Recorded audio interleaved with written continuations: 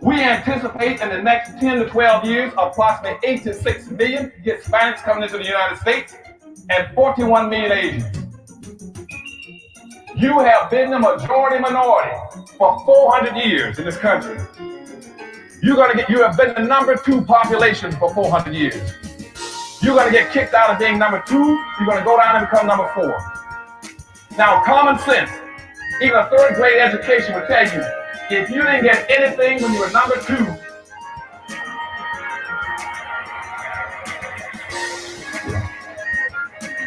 you all jumped ahead of me, but anyway, you can guess what you're going to get when you become number 4. President Biden, do you support reparations? Well, let me, since I haven't spoken on this, got a chance. Number one, the reason we're the country we are is because of immigration. We've been able to cherry pick the best from every single continent. The people who come here have determination, resilience. They are ready to stand up and work like the devil. We have 24 out of 100 children in our school today is Hispanic. The idea that we are going to walk away and not provide every opportunity for them is not only stupid and immoral, but it's bad for America. They are the future of America. At the very same time that America refused to give the Negro any land, through an act of Congress, our government was giving away millions of acres of land in the West and the Midwest. Which meant that it was willing to undergird its white peasants from Europe with an economic floor. But not only did they give the land, they built land grant colleges with government money to teach them how to farm. This is what we are faced with. And this is the reality. Now, when we come to Washington in this campaign, we are coming to get our check. We are owed $104 trillion on the very low end, plus $735 billion recurring. This number does not include the cost of about 50 Black Wall Streets that were decimated, nor compound interest from 2017 when Sean D. Rochester's book, The Black Tax, was published, nor the cost of Black life, nor the cost of living increases, nor the war on drugs, nor the current day pandemic. The number I'm working with is for slavery, Jim Crow, and accrued ongoing systemic racism, oppression, and disadvantage in the country our ancestors built with their lives.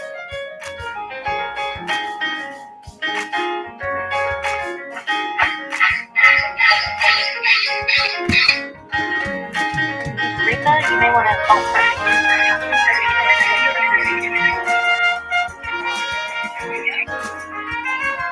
Yeah, if we have 2 devices at the same time, it'll cost me now.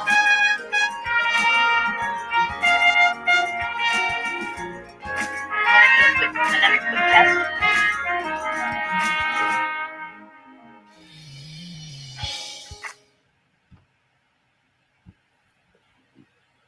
Good afternoon, family. Welcome to part 2. Welcome to part 2. Please like, share, subscribe, turn on your notifications. Let me share my screen. Hello there. We're about to go back in session with the California Reparations Task Force. Thank you for joining the Good live. afternoon. Good afternoon, Great. everyone. We'll be with you momentarily. Sounds great. Thank you. Thank you.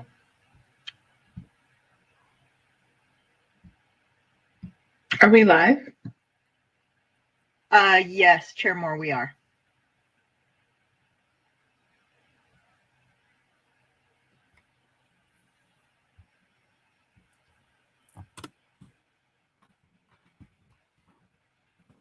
Okay. I believe it's taken care of. Sorry about that.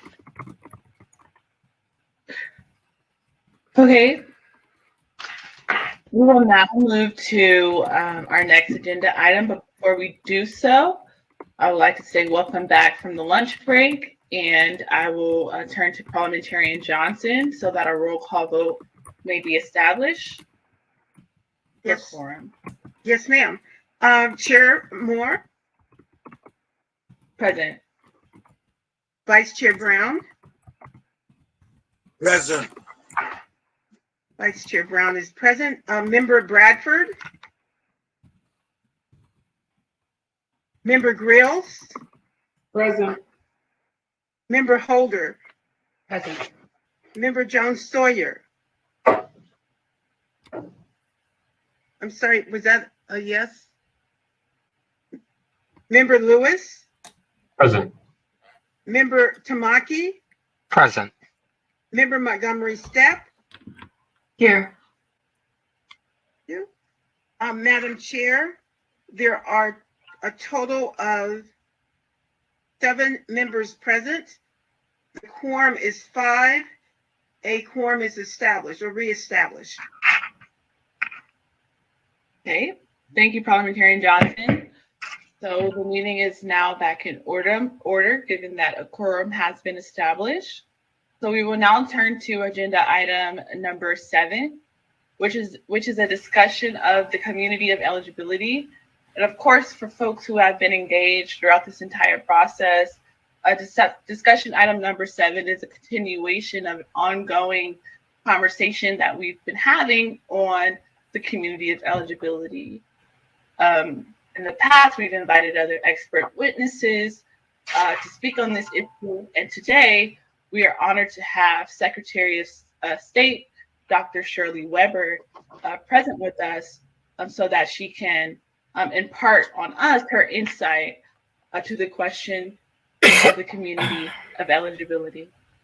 So, do we have Secretary Weber present with us at this moment? Oh, yes. I'm here. Yeah, I am here. Yes. Hi, welcome. Yeah, go ahead. No, go ahead. Go. Oh, I was just going to say welcome. And before we get into, the concept of community of eligibility, if you could, Secretary Weber, as, a grounding exercise, remind us of, the vision that you had more broadly as it relates to this task force and its potential, please. Thank you very much, and I'm pleased to be back with you again, and I'm pleased that my staff, Dominique, has been attending all meetings and briefing me on the task force and all of the information that's there. So where I've not been with you in person, I have definitely had my staff and my resources paying attention and making recommendations and engaging me in the conversation concerning reparations. I want to thank the chair and those of you on the committee for the work that you've done. The dedication that you have to this effort is extremely important. And I want to thank you for serving on this committee, this task force. The work that you're doing, I know will have a profound impact on all Californians and this nation as well. I've been contacted by many as a result as the author of AB 3121 concerning what we're doing, how far we've gotten, as well as what my intent was when I authored the bill and put it on the floor of the Assembly and the Senate and lobbied to get it signed by the governor. As you know, the national debate concerning reparation has been going on for approximately 40 years without clear resolution and improvement. Some cities have taken it upon themselves to bring the discussion and provide some compensation for many who have been adversely affected by slavery in their economies, as well as looking at the devastation that it has had on African American communities that has resulted in enormous wealth gap in this nation that will take decades to close if no aggressive intervention occurs. AB 3121 was a major milestone for California and this nation. California, I believe, and is the largest state in the union. It is the 5th largest economy in the world, and one of the and interestingly enough, one of the farthest states away from what we would consider the Deep South, the heart of Dixie. However, the information you have discovered in your hearing shows that even being as far away from Dixie as one could possibly get physically, California nonetheless has been impacted by the system of slavery, and those who live in California have been the victims of systems, whether it's Jim Crow laws or restrictions in housing or being placed in schools that were dysfunctional and so forth and so on, that there was no hiding place from slavery in this nation. And so it becomes important and even an example for the rest of the nation, hopefully to begin to look at themselves, because if California, as far as we were, if slavery was as pervasive here as it is across the nation, it says that clearly there needs to be a lot more work done in other states, and there needs to be a national effort at that. Some ask me, why didn't we do the national effort? And I had to say what so often has been said: how long, not long, can we wait for some resolution to the issue? Langston Hughes talked about waiting for things that are so long that before you know it, the dogs are biting at your door, because obviously others are still organizing against you as you make an effort to try to be patient, to be thoughtful, and to try to move an agenda. So it is important, as I've indicated to so many when I authored AB 3121, that I realized that many of the issues that are going to be addressed in this bill have not been resolved. There are a lot of unresolved issues, but I realized that it would have taken a lifetime of conversation and discussion for me to resolve them all. And by then I would not have the opportunity to author this bill and get it passed in the houses. I always say we will not let the perfect be the enemy of the good. If every system we has some challenges and some flaws and some issues that have to be worked out. If we solved all of those issues before we gave any unemployment check, we would have people across this nation suffering as a result of the virus, because it is an imperfect system. And yet there are many who may take advantage of it, but the vast majority will benefit from it. And so it was in that spirit that I did not make an attempt to solve all of the issues that people wanted me to solve. I listened to conversations from many, but I realized that there was no greater time and no greater opportunity than now for the bill for reparations to be brought to California and resolved here at this time, given the politics of California, given the efforts that I had made with so many strides in terms of getting ethnic studies and all those kinds of bills into California, that this was the time. And no better person than myself, because I have generally been relatively courageous about those issues that are important and challenging to California to do so. So with that in mind, this is not a perfect bill. It's a good bill. And it requires from you the kind of conversation that needs to happen about who gets what.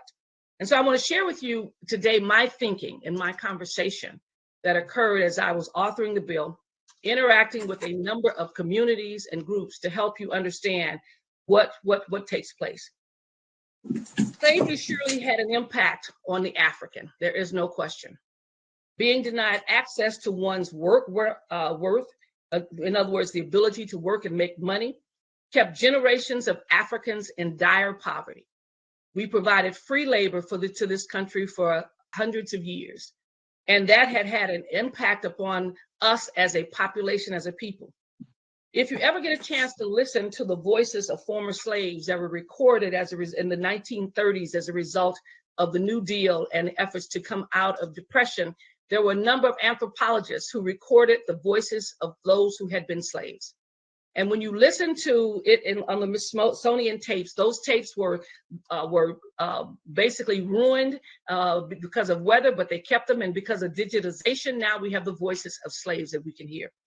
It is interesting as you listen to it that they say very clearly that when slavery ended, when slavery was no longer legal, they literally had nothing but the scraps on their back.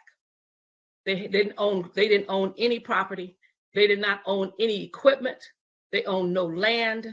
They had no sense of direction. So often they could tell the north and the south because of the sun and the things they'd heard, but they had nothing. They had no place to sleep, no place to stay.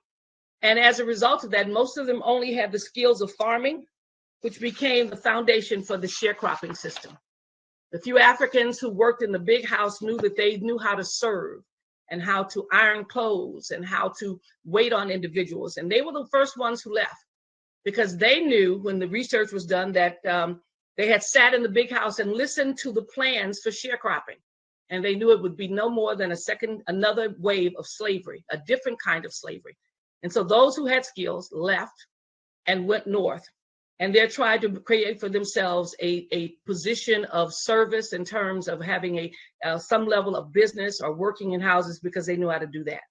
But the vast majority of them basically ended up being sharecroppers, the victims of a system that kept them forever poor. And I know that because my grandfather was a sharecropper, and my great-grandfather, who was born in slavery, was also a sharecropper, and my daddy was a sharecropper. And thus, when my family left in August of 1951, Arkansas, in the middle of the night, running from the Klan, it was because the sharecropping system was so brutal and was unrelenting, and therefore left him with nothing but poverty. The end of slavery also increased brutality to Blacks, so that those who suffered in slavery also suffered the brutality that existed. One researcher talked about the fact that when you were a slave, you had economic value. If anyone hit you, hurt you, or shot you, they would have to pay your master for your body, for what your labor would have been. But once slavery ended, you had no economic value at all, which meant anyone could shoot you, kill you, lynch you, burn you, and they owed no one anything for your life. And so that made Africans even more vulnerable as a result of the system that came into existence in terms of the Jim Crow laws that were there. So the ability to exercise your constitutional right to vote, the appearance in courts, the fighting back, were all tantamount to signing a death sentence for the average African. I could go on recounting the economic and the social indignities that were upheld and supported by the courts in this land. Those became the basis for discussion of who deserves reparations. Slavery was more than a physical condition. The psychological impact it had on the aspirations of Africans was promoted through open violence without protection of the law. Lynching and burning to keep Africans in their place caused generations to place limitations on one's ability to strive for excellence. My grandfather was in Arkansas during the Elaine, Arkansas riot. The killings lasted for weeks as Black men were hunted in the fields because they had the audacity to attempt to organize and collectively bargain for fairness at the sharecroppers. The fear of that, the killing of hundreds of Africans and hunting them down for weeks, was designed to create a sense of fear and limitation on the visions of Africans because there was no system to provide them with support. The fear my grandfather felt, I remember as a child, was palatable, and it crippled him and his family's ability to dream beyond the cotton fields. He was dearly, dearly, and direly afraid that his kids would be killed, his sons would be murdered, his wife would be raped, his daughters would have things done to him that he could not defend them. And that in itself created such a tremendous fear and psychological impact that Black people almost did not dream of anything other than mere survival. And that becomes important as we talk about the impact of slavery versus those who were never slaves, who came to this country from other places, who had aspirations and visions themselves. I often think about Barack Obama, and my theory is always that Barack Obama probably would never have had the aspirations to be president of the United States if one of his parents had been a slave. His father was an African, a Kenyan, who came to this country to go to school. And he was born of a white woman who also had dreams and aspirations of greatness herself. He did not have limitations and fears drilled in his psyche, and thus aspired to become the president of the United States. Reparations is designed to repair and heal the damage done to Africans for 400 years of slavery and Jim Crow. Recent immigrants do not share our common oppression at the same level. And I say this because I have numerous friends who are recent immigrants and a son-in-law who's a recent immigrant. They can trace their ancestors. My son-in-law is a Kenyan. And when we went to Kenya, we were able to trace hundreds and hundreds of family members who could trace their lineage all the way back for hundreds of years. We visited the burial sites of his grandfather, who was one of the chiefs of the Kikuyu. And my grandkids had an opportunity to touch the hands of ancestors that went back for generations, and to see pictures and to visit grave sites. Things that I have limited knowledge of and access only go up until maybe 1870, but not to the depth as that my son-in-law experiences. Reparation is for those who are the descendants of slaves first, because of the devastation they suffered from hundreds of years of no wages and no ability to own land and accrue wealth. Their ties are permanently severed from their homeland, and their ability to return to Africa is almost impossible. We are truly, unfortunately, American.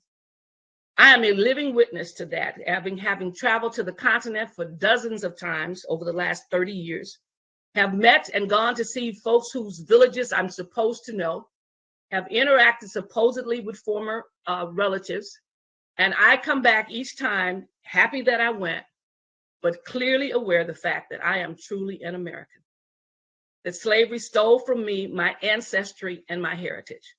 And no matter how I wear African clothes as I have, and many of you have been to my house to see my collection of fabulous African art, the reality I come back with every year is that I have nowhere to go but here.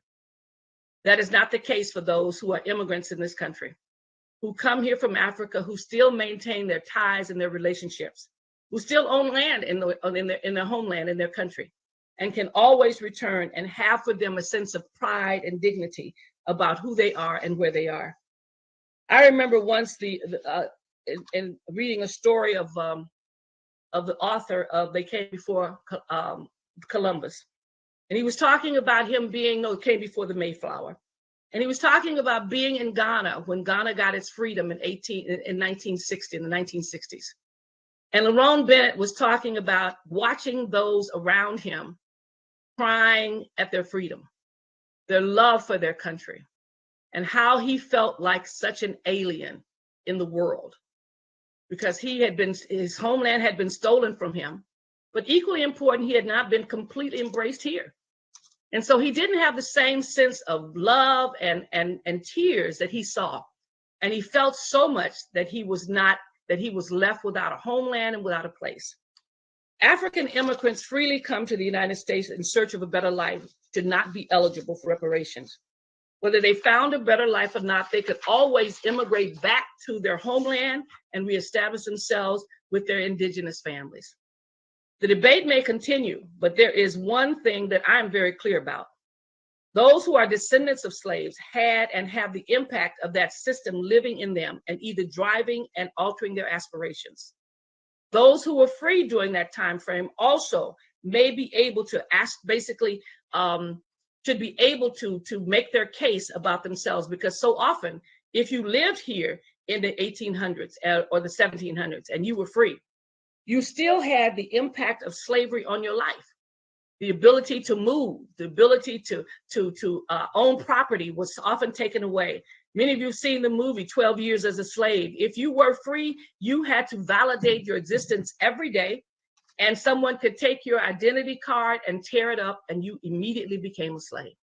That your whole existence depended upon someone validating, that someone white basically arguing your case for you in terms of your freedom.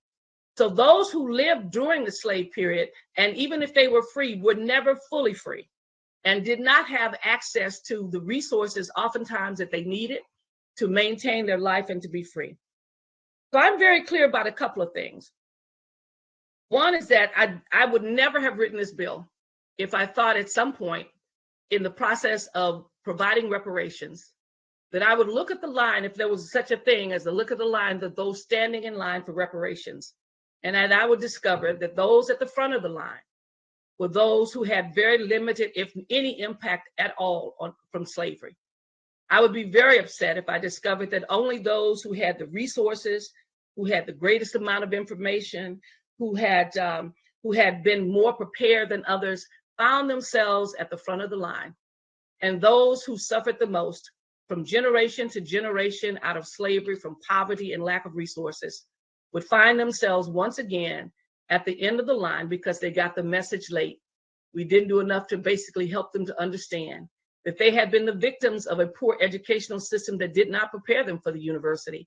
And as a result, they did not benefit from it at all. Cheminsky talks about it. I was reading in your last report, what my staff gave me, but he said it's an issue of not about being Black. It's an issue of descendancy and lineage. And he's absolutely correct. There will be many Black people who do not deserve reparations, but there will be many who, obviously, whose lineage, and they are Black, and their lineage clearly says very strongly that they deserve to have reparations. Reparations is about harm that has been done, its extent, and who basically should have that harm mitigated by some form of repair to that individual.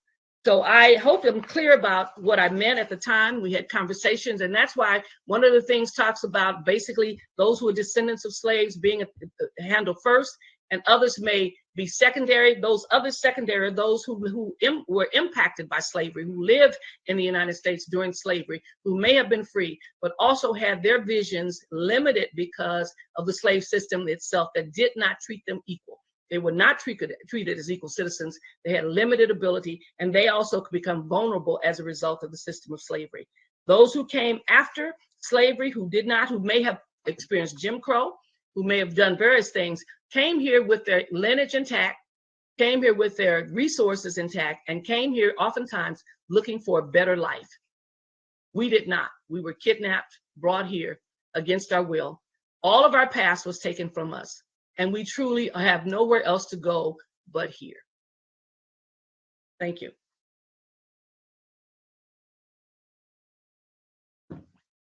Thank you very much, California Secretary of State, Dr. Shirley Weber, for your expert testimony on the concept of the community of eligibility. So we have 5 minutes left for this conversation. So I would like to provide space now for our esteemed task force members to ask any questions or to provide any comments or insight based on Dr. Shirley, or Secretary of State Shirley Weber's testimony. Vice Chair Brown, you're recognized. Thank you, Madam Chair. I think our Secretary of State has been very clear as to why she authored this legislation. And it had to do with righting the wrongs that have been perpetrated against those who were enslaved in this country. Thanks to the Church of Jesus Christ of Latter-day Saints, the research that they did on my family tree, I got the confirmation that going back 5 generations, my great-great-great-grandfather, Patrick Brown, was born enslaved at a place called Roxy in Franklin County, Mississippi, the same hamlet where Richard Wright was born, who wrote Black Boy, Native Son. So I'm very clear. There's no disregard for those who are from the motherland who happen to have come to this country. But we need to deal with the scene of the crime that was perpetrated against us here in America by a system that treated us as being tools and not human beings.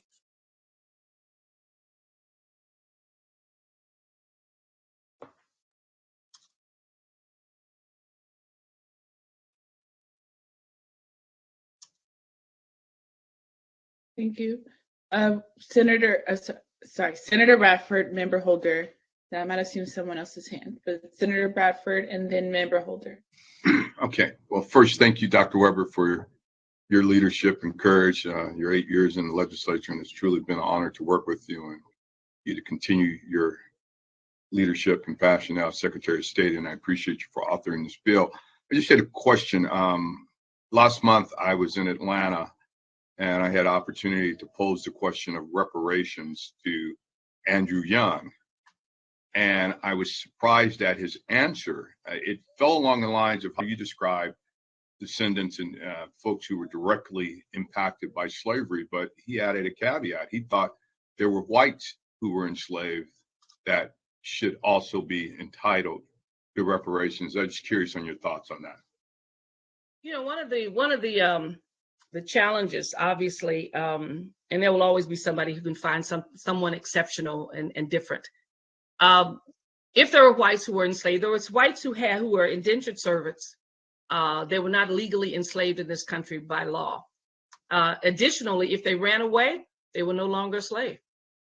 We could be tracked down. The reason why we were kept in slavery not easily, but for so long, is that if we left, people knew who we were. You could move, you could run to the next town, put on some different clothes, and no one would know you if you were white, if you really wanted to leave. And so there were various levels of servitude that existed in this country, but none as pervasive and none upheld by law as it was for Africans in this country. But like I said, we were very visible. So if there was a white person who remained in slavery, they must have wanted to stay, because they could have run away and they could have been who knows what, probably president of the United States. Is the way things go in this country in a short period of time. So spending time looking for the exception to the rule and ignoring the reality of all of these folks here still in need, it is ridiculous.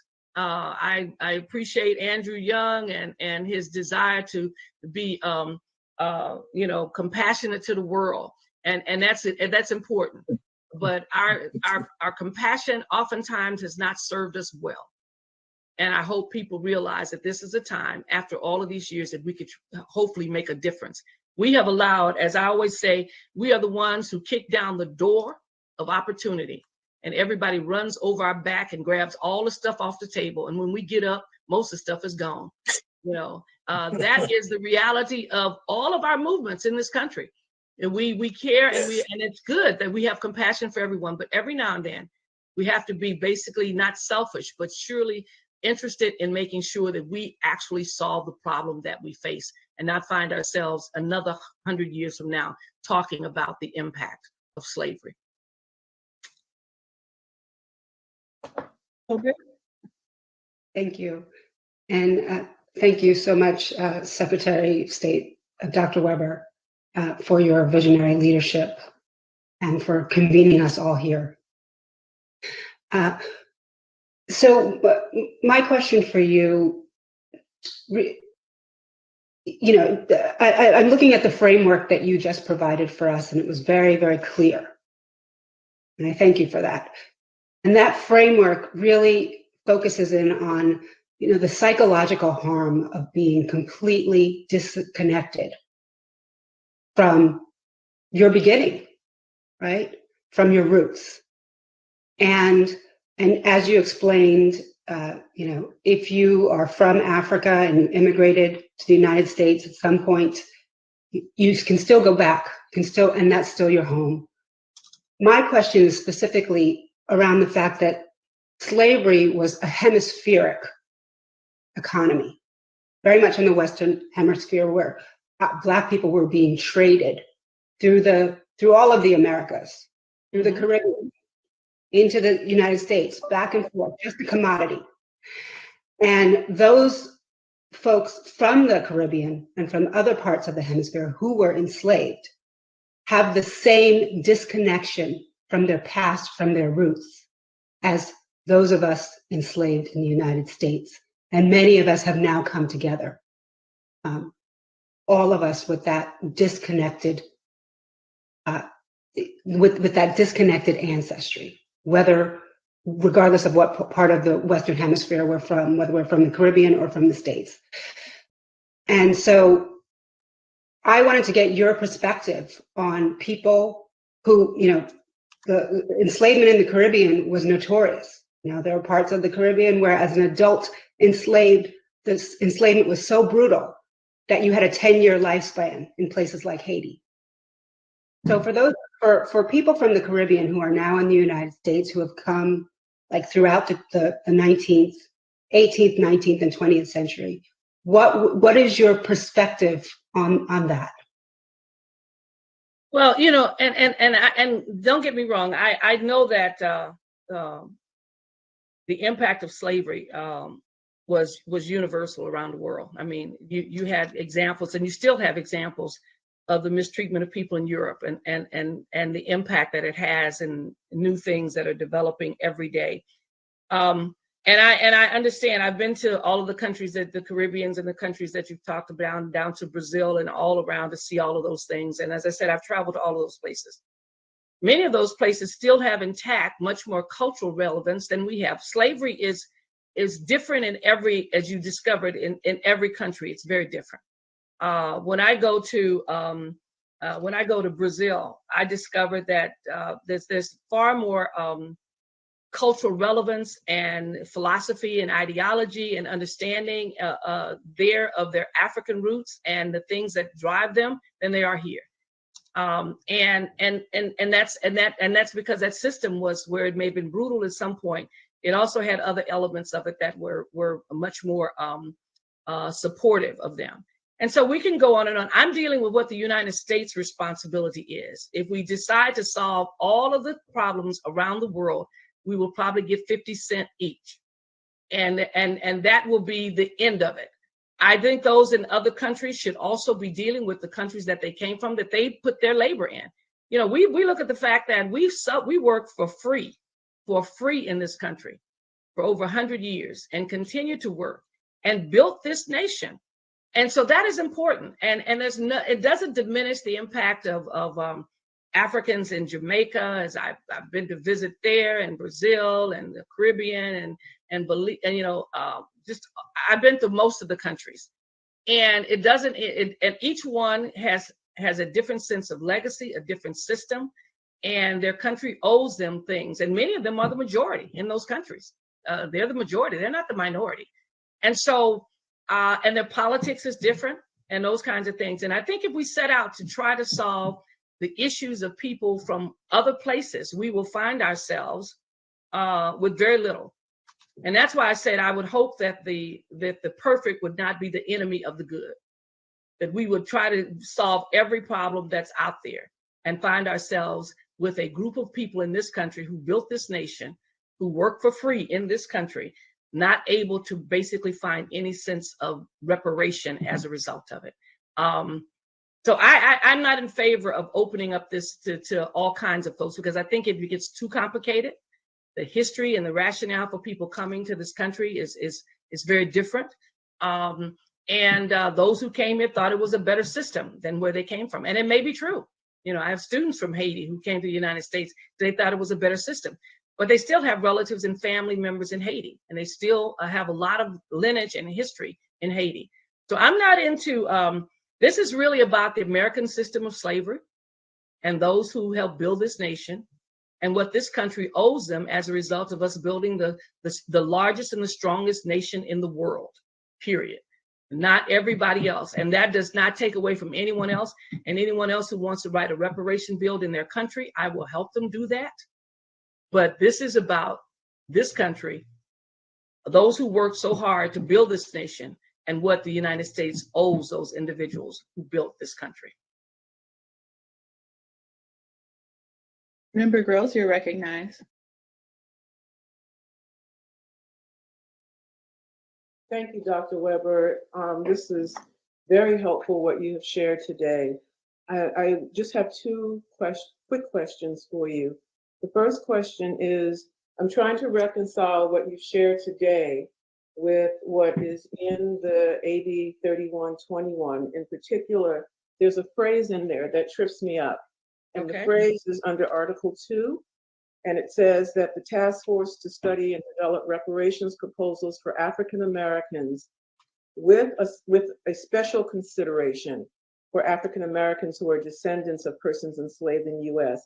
What does it mean, a special consideration? Because for me, that opened the door to, particularly because later on, in the bill, it talks about the lingering negative effects of the institution of slavery, which are all of the different forms of structural racism that anybody Black in this country deals with. So how do I reconcile that?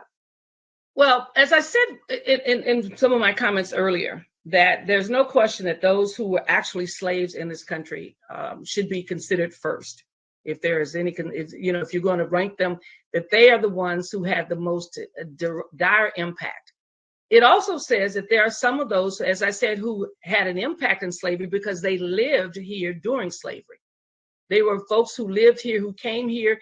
Some of them came in indentured servants and then were turned into slaves. Some were allowed to go free, but those people had their lives also directly impacted. They did not basically operate as a regular citizen in the United States.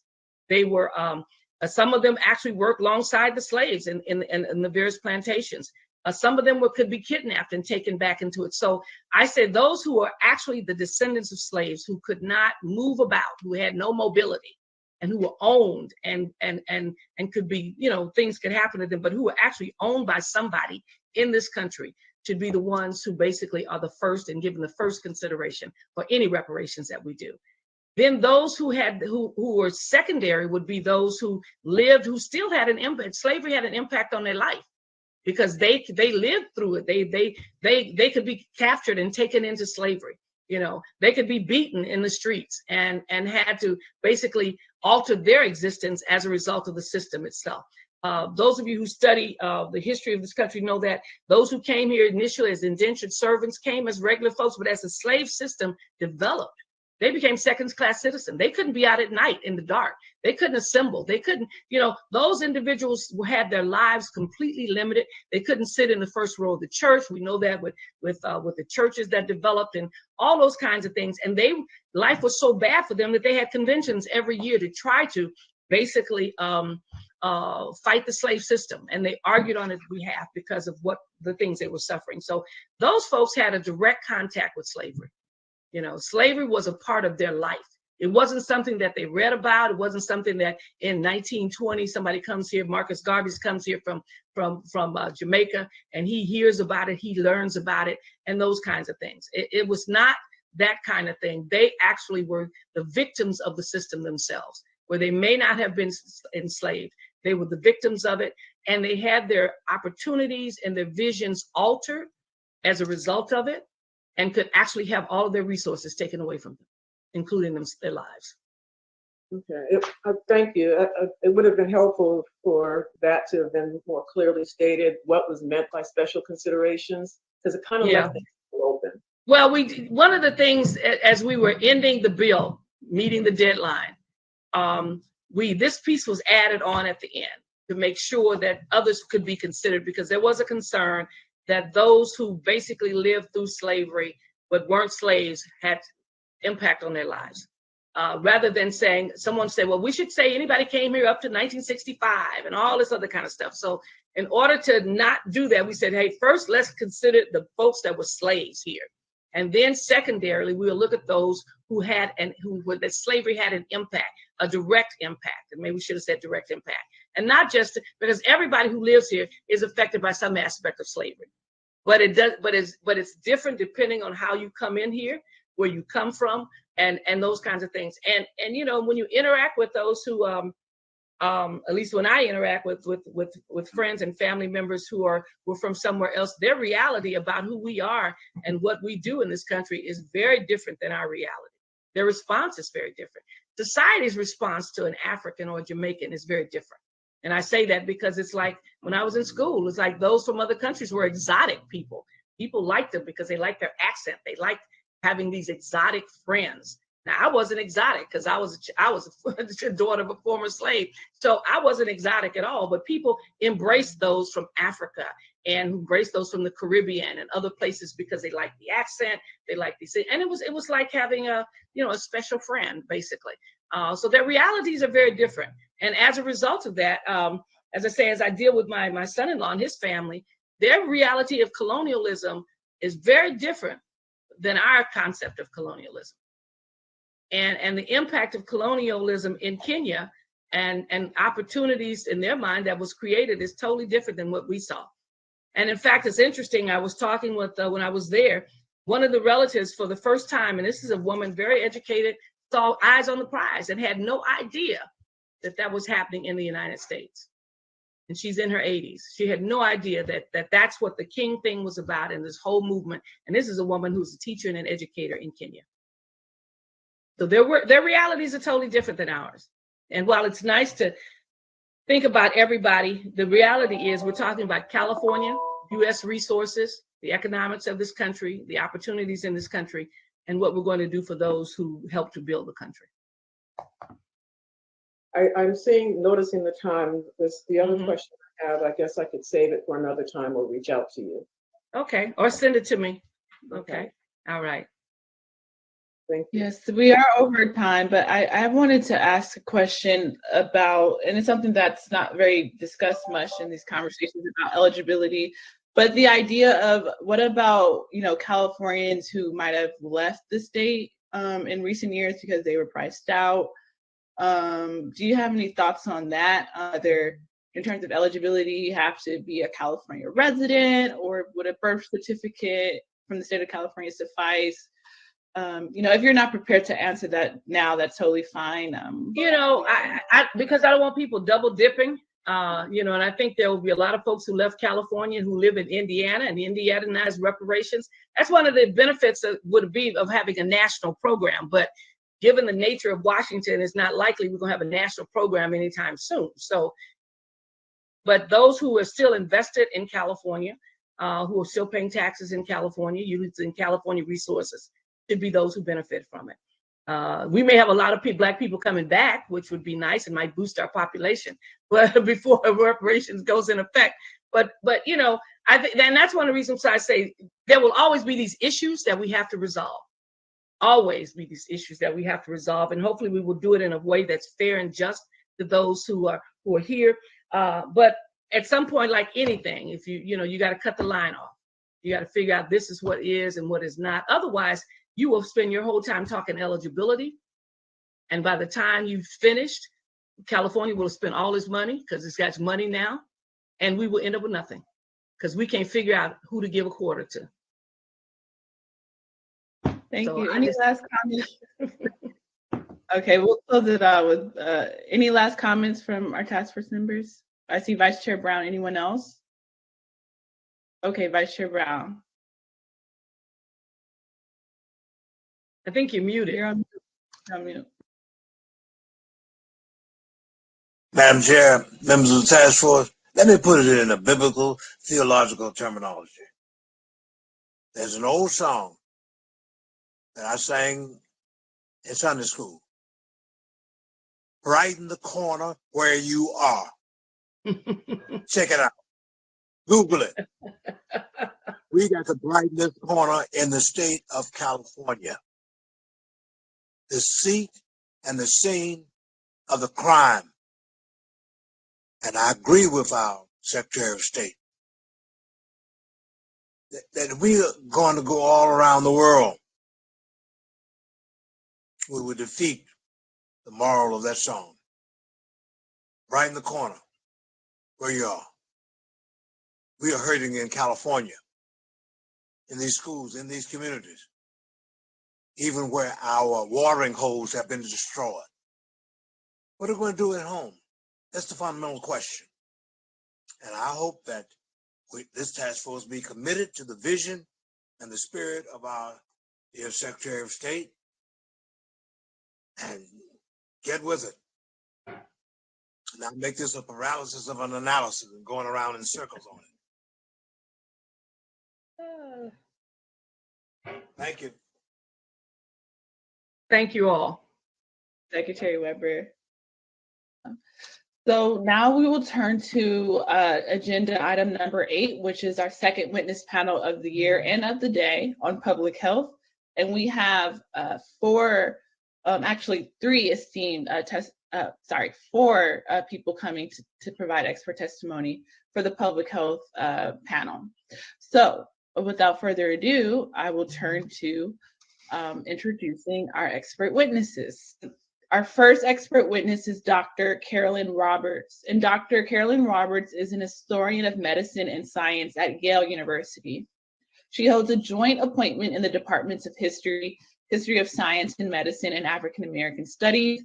She also holds a secondary appointment at Yale School of Medicine in the program in history of medicine. Her research interests concern the history of race, science, and medicine in the context of slavery and the Atlantic slave trade. This includes attention to the critical role played by African and African-descended medical and health knowledge in the Atlantic world. Dr. Roberts teaches undergraduate and graduate courses in the history of race, science, and medicine from the 16th to the 21st centuries. Her teaching blends history with medical sociology and public health to explore present-day crises related to race, racism, and health.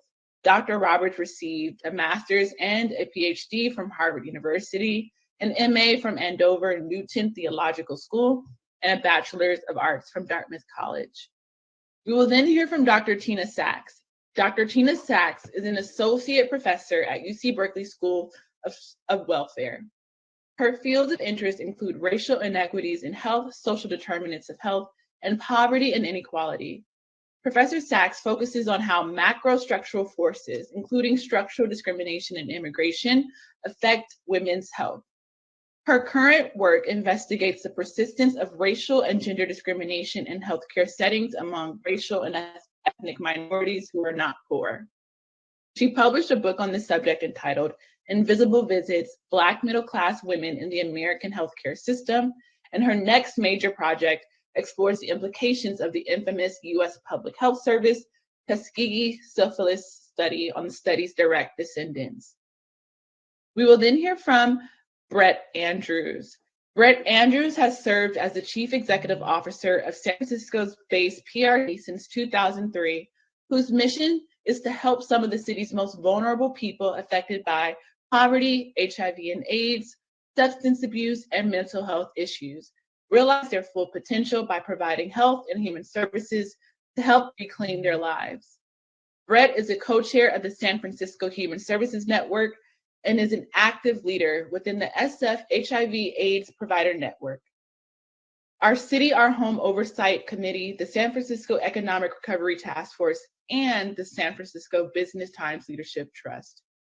Since 2019, Brett has convened the Black Leadership Council, a collection of San Francisco-based Black leaders across local government and human services organizations and other sectors. The council has developed a suite of statewide public policy proposals to improve economic and social conditions for Black Californians. And last but not least, we will hear from Melissa Jones. Melissa Jones is the executive director of the Bay Area Regional Health Inequities Initiative. She is passionate about creating the conditions that increase quality of life and makes life more fair for more people. Her work focuses on the intersection of social determinants of health, social inequality, and well-being. Her experience includes work in municipal government and nonprofits in the Bay Area's large and small cities. Melissa is an active community member in Oakland and also serves on the Association of Bay Area Governments Regional Planning Committee, which advises on regional planning issues. Without further ado, I will turn to Dr. Carolyn Roberts.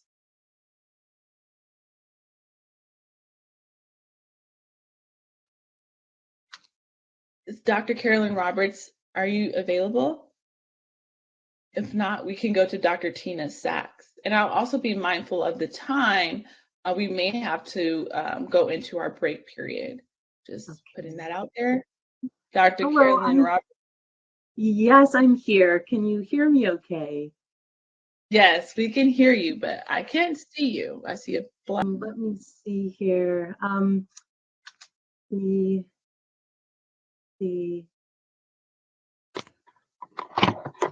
great. See you and hear you. Oh, good. Wonderful. So thank you. Begin. Thank you so much. And thank you to the task force for inviting me to participate in these very important hearings. So this afternoon, I will be discussing the broken relationship between African Americans and the US healthcare system from an historical perspective. And of course, in 15 minutes, this must be necessarily broad, but it's important for us to recognize that many critical issues that we're wrestling with today have long, old, and deep historical roots. These include racial bias and disparate treatment in medicine, race-based medicine, and medical exploitation. So in our historical analysis, we must consider not only American slavery and its afterlives, but also the transatlantic slave trade. Next slide, please. The transatlantic slave trade was the largest forced oceanic migration in human history, and it presented a healthcare challenge that had never existed before. How can you traffic millions of enslaved Africans across the Atlantic so that they arrive alive and in vendable condition as human property? Next slide, please.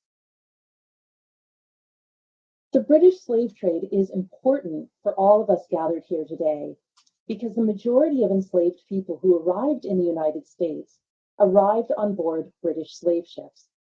British slave ship medicine was based on systemic violence and dehumanization. Next slide, please. Doctors such as Thomas Trotter were hired to work on board British slave ships. They performed invasive forced medical inspections. Captives were beaten, kicked, whipped, and punched if they didn't comply. Women and girls were pinned down and their legs were held open so doctors could check to see if they had previously borne children. One observer noted that the women and girls wept uncontrollably. Next slide. On board thousands of slave ships, doctors whipped African captives who refused to eat, lacerating their flesh, and then treating the wounds they had just inflicted upon their patients in order to keep them alive. Medical practitioners were equipped with bolus knives, thumb screws, and the speculum oris to force feed the enslaved, which broke off their teeth in the process.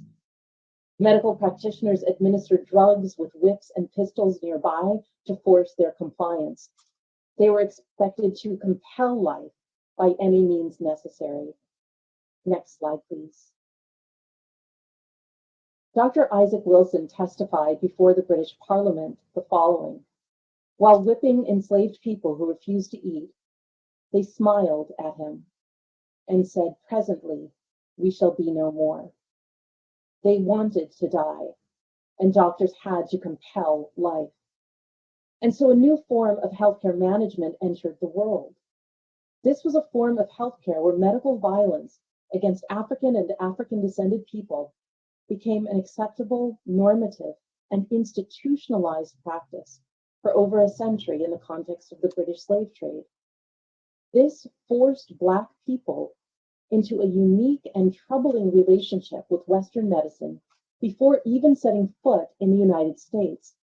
It characterized the kind of medical care that was deemed appropriate for Black people. It also created a new understanding of the doctor-patient relationship, a relationship that was violent and depersonalized, extractive and exploitative. Next slide, please. Upon arrival in the United States, enslaved people were already trying to heal from the trauma, violence, and abuse they experienced in the slave trade healthcare. And throughout the Americas, enslaved people like Lulu Wilson tried to give medical care to one another. They developed their own medical systems. They blended medical knowledge from Africa with new medicinal plants in the Americas. However, they could not avoid white doctors who began to use their bodies to advance medical science. Next slide, please. Newspapers contained advertisements like this one, offering cash for sick enslaved people to be medical specimens. During the 19th century, scientific medicine was beginning to take root in the United States. Doctors needed bodies, both alive and dead, to understand more about how organs and tissues were impacted by disease. There was an enormous demand for sick patients and cadavers for study. Yet the white population would not tolerate their bodies to be used in this manner. Slavery created a population of people who were forced to comply. Next slide, please. This is a slave narrative that was written by an enslaved man named John Brown, who was subjected to painful medical experiments. Yet John Brown was not alone. A slave named Sam was pinned down into a chair by 5 physicians so that his lower jawbone could be removed without anesthesia. Dr. Walter Jones in Virginia poured boiling water on naked enslaved pneumonia patients at 4-hour intervals. Dr. John Hardin stripped blood vessels from the limbs of an enslaved man and from 3 hogs to measure the arteries for comparison. Dr. James Dugas performed experimental eye surgeries on Black subjects. Next slide, please. One of the most important legacies of medical exploitation during slavery concerns the legacy of Black women as the mothers of gynecology. As one British surgeon noted, quote, "You could cut into the bodies of negresses like you did rabbits or dogs," end quote. J. Marion Sims, the doctor who is pictured at the far right, did just that. He conducted experimental surgeries on enslaved women to cure vesicovaginal fistula. Enslaved women, like Anarcha, who is pictured at the center, were operated upon 30 times over a period of 5 years without anesthesia, although ether was available. Sims believed Black women didn't feel as much pain as white women. And so over and over again, he scarified, sutured, and resutured her vagina. When the surgery was finally perfected with silver sutures rather than lead, Sims treated the white women of Montgomery and properly administered anesthesia. Next slide, please. Sims remains a part of our lives today. His vaginal speculum is still used during gynecological exams. Next slide, please.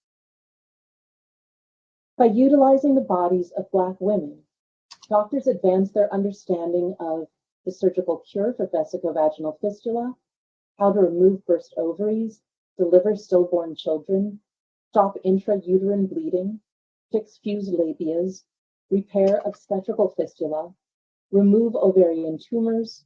The first full uterine removal was done on an enslaved woman by Dr. Paul E. Cesarean sections, 30 of 37 experimental cesarean sections were performed on enslaved women in 1830. Next slide, please. But it wasn't just medical experimentation on the living. Enslaved people's dead bodies were dissected to advance medical science.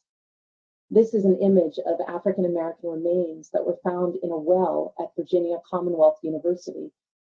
In 2019, the remains were formally memorialized. Human remains of African Americans have been found at numerous medical school sites throughout the country. Next slide, please. Here's another advertisement from the Charleston Mercury, and this one reads, "No place in the United States offers as great opportunities for the acquisition of anatomical knowledge, subjects being obtained from among the colored population in sufficient numbers for every purpose and proper dissections carried on without offending any individuals in the community." Next slide, please. Harriet Martineau visited Baltimore and noted similarly that the bodies of colored people exclusively are taken for dissection because the whites do not like it and the colored people cannot resist.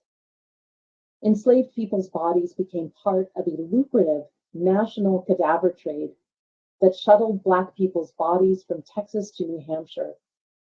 As historian Dinah Ramey Berry writes, few enslaved people rested in peace. Death did not end their commodification. I will now show one photograph of a dissection, and I would just ask you to please avert your eyes as necessary because this is gruesome. Next slide, please.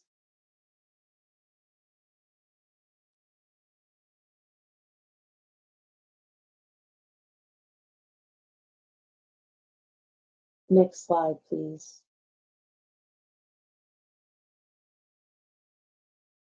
While Black people's bodies were being used to advance medical science, there was another powerful discourse operative that claimed Black people were biologically inferior and innately different as a species, existing somewhere between the ape and the European.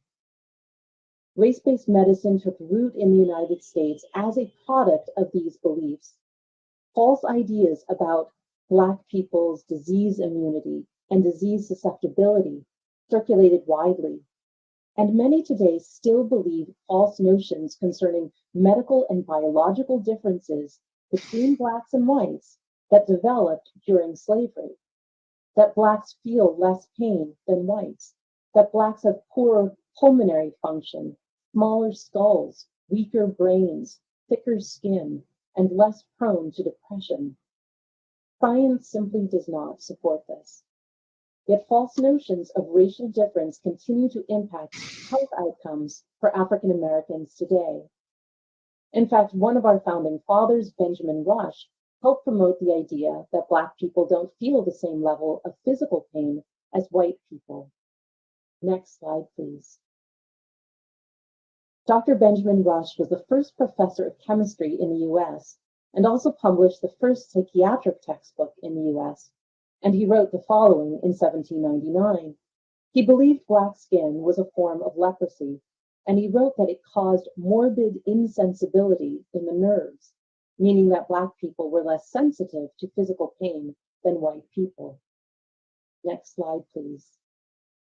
Today, these ideas endure, and they have evolved.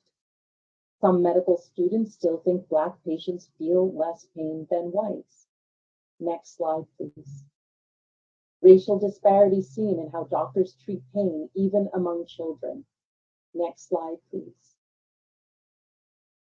This is how Black people get killed. This refers to Dr. Susan Moore, an African American medical doctor who went to the hospital with COVID symptoms and died 2 weeks later. Her symptoms were not believed, and she was not given adequate pain medication. Dr. Moore said about the doctor that he made me feel like a drug addict. So you can see how in more recent decades, Black people's pain may be undertreated because of stereotyping Black people as drug addicts. Next slide, please.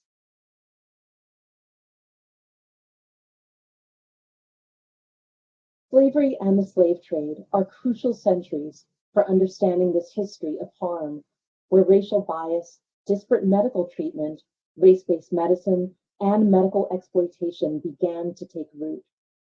Many who are listening to this hearing know how the story would continue into the 20th century and beyond. It may be part of your own family histories. Some of you may have experienced segregated healthcare in various parts of the country, whether by Jim Crow law or Jim Crow custom. Some of you may have been subjected to state-sanctioned sterilization. Some of you may know of Tuskegee, of grave robbing, of Henrietta Lacks, and so much more. And on the flip side, some of you may be among the African American healthcare providers and research scientists who have stepped into the breach for over 100 years, seeking to give equitable, compassionate care. You see, we have always fought back mightily. We can travel across time through history and recognize a troubling continuity of racial bias, disparate treatment, race-based medicine, and medical exploitation. If we are honest, we will acknowledge that when it comes to African Americans and the US healthcare system, the relationship was broken from the very beginning. African American health has been compromised and under assault from many aspects of our society, but we must have the courage to look directly at our healthcare system as being complicit in this long history of harm. Ideas of Black inferiority continue to shape the medical care that African Americans receive. Biases and stereotypes continue to result in disparate treatment. Black women die because we are not listened to. Our pain is not taken seriously, as we can see with the crisis in Black maternal mortality. When I discuss this history with doctors, medical school students, residents, and frontline healthcare workers, I am always asked the same two questions. Why didn't I know this before? And why isn't this taught in medical school? I've been told that an historical perspective offers a diagnostic that helps them understand the present in a way that can be truly rehabilitative. Understanding the systems we've inherited and the legacies they have produced are crucial in making change happen. As an historian of medicine, science, and health, I don't believe we can begin to intelligently solve our problems if we don't know how long the problem has endured. Thank you so much for listening.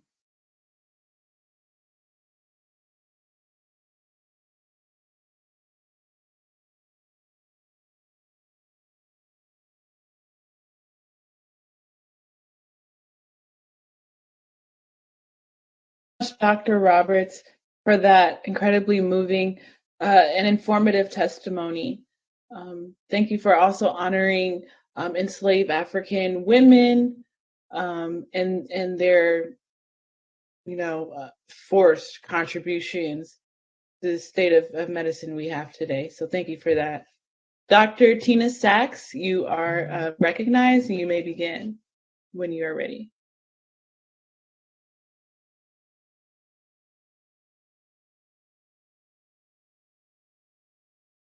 Hello, everyone. Can you hear me? We can. Okay. May I have my slides, please? Are they up?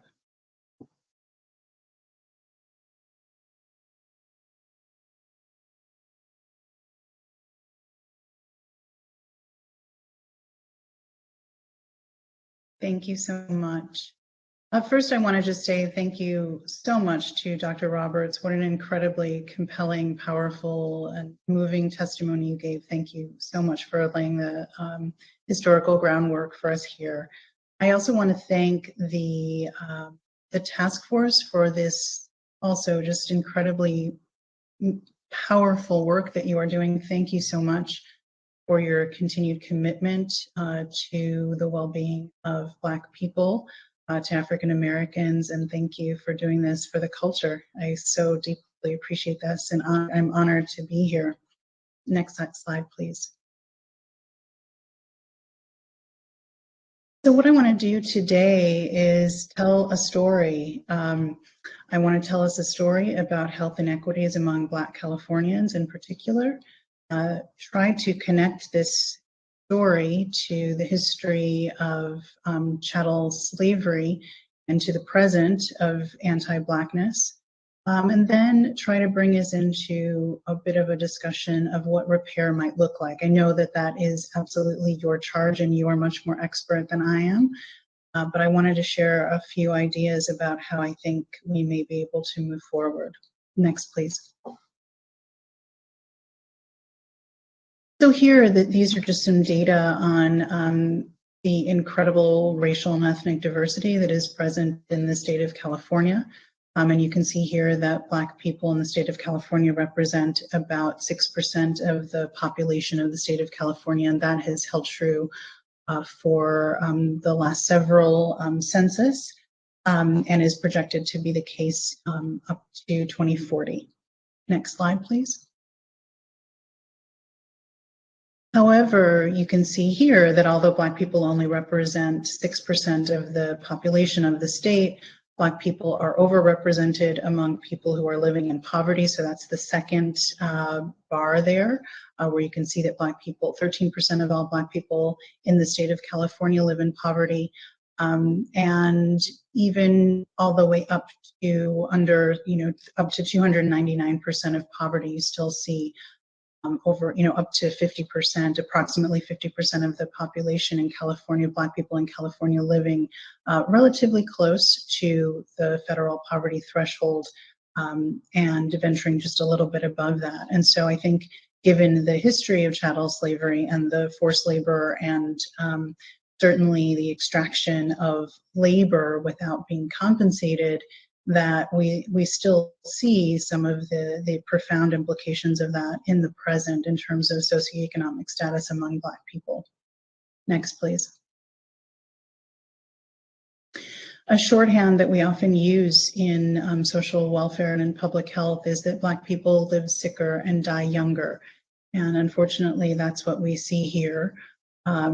The life expectancy of Black Californians is still much lower than other Californians. And so you can see here on average, a Black Californian would live 75 years. And so especially as I'm getting up and up in my own years, I start to think, 75 years is not that long, and start to think about the ways in which, again, these structural arrangements or the intergenerational impact of slavery, the profound biases that are built into the system, our healthcare system, as well as the fact that Black people do not receive the same kinds of returns to education as white people, as their white counterparts, So you see here that there is a profound impact, it's literally on the physical body of Black people in terms of life expectancy.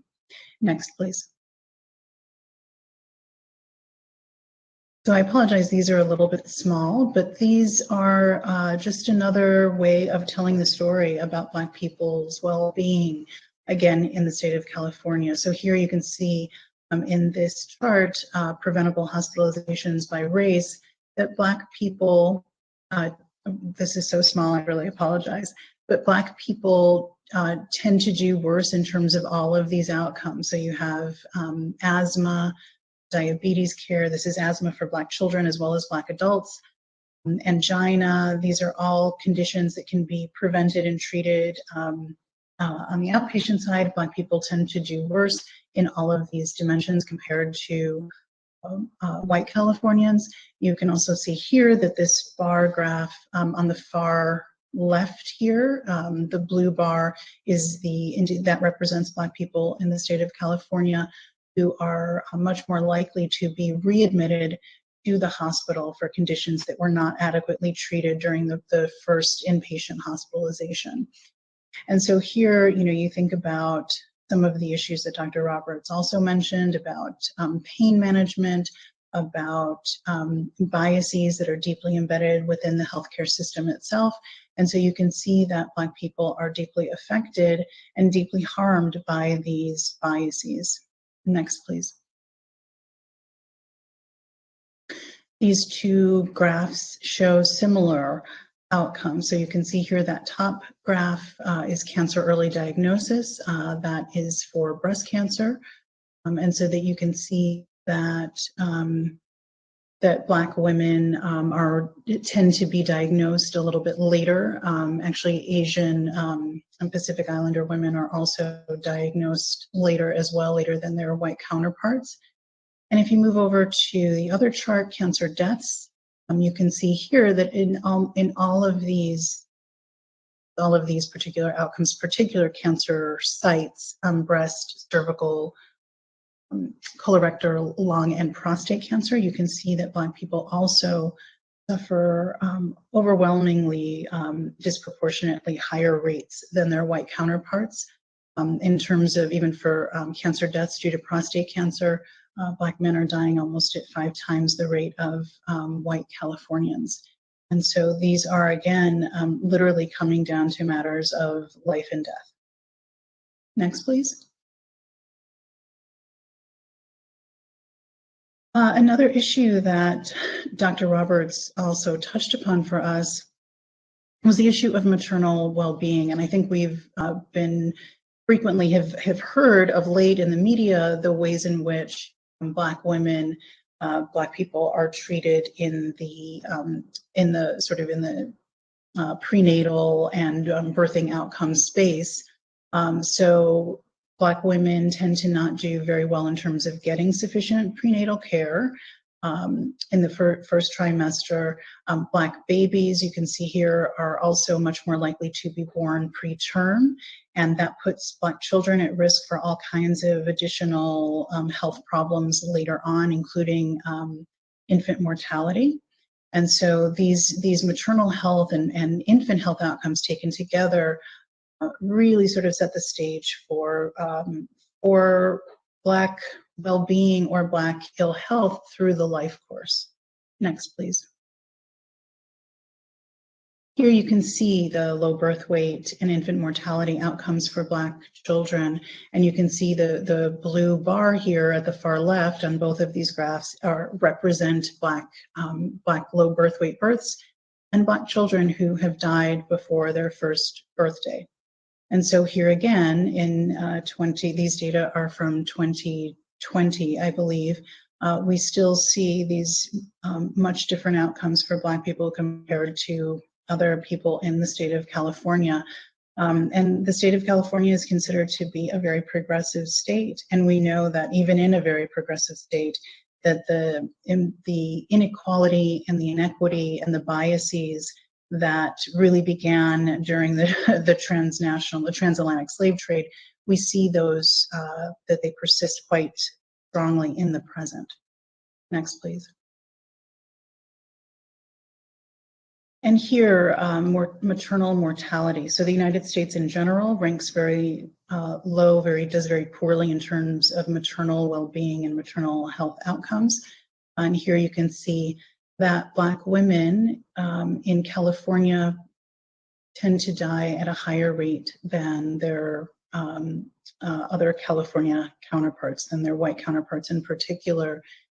And this is something that I think I have been touched by personally.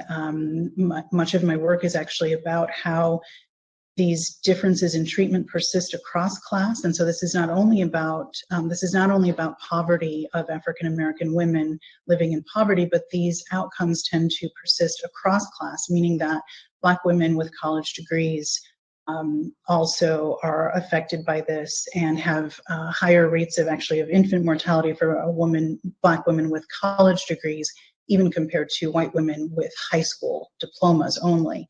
And so we know that that this is not only an issue of class, this is absolutely an issue of racism and sexism and the combination thereof called misogynoir. Next, please. And this is the last data slide here, but I wanted to show that, we know that in California, housing is a huge issue. And this is something that the state, I know, it has been grappling with, but just to think about the incredible disproportionality of Black people living on the street in the state of California, the 5th largest economy in the world. Black people are overwhelmingly more likely to be homeless than white people, white Californians, Asian Californians, and others. So you can see here that the rate of homelessness for Black Californians is about 172.7. For other people, for white people in California, it is 28.9. So this amount of disproportionality is it's profound. And I think we really need to think about all of the structural reasons that Black people are so much more likely to end up living on the street compared to others. Next, please. So certainly, as others have mentioned, Dr. Roberts has mentioned, many people have documented the relationship between slavery, the afterlife of slavery, and anti-Blackness. Of course, W.E.B. Du Bois is known as a sociologist, and a sociologist and historian, but his work also he used very rigorous empirical methods to demonstrate the relationship between Black people's poor health and slavery, the afterlife of slavery, and the ongoing discrimination that Black people faced, particularly in his study, The Philadelphia Negro, and in the health and physique of the Negro American. Very importantly, W.E.B. Du Bois pushed back against the dominant tropes and explanations at the time, the pseudoscience at the time, that suggested that somehow Black people were simply biologically different and therefore biologically inferior, and this is why we were dying younger and living sicker.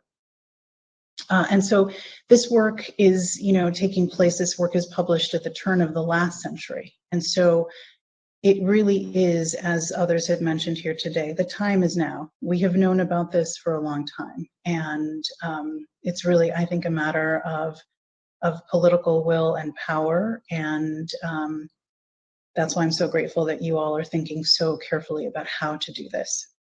And next, please.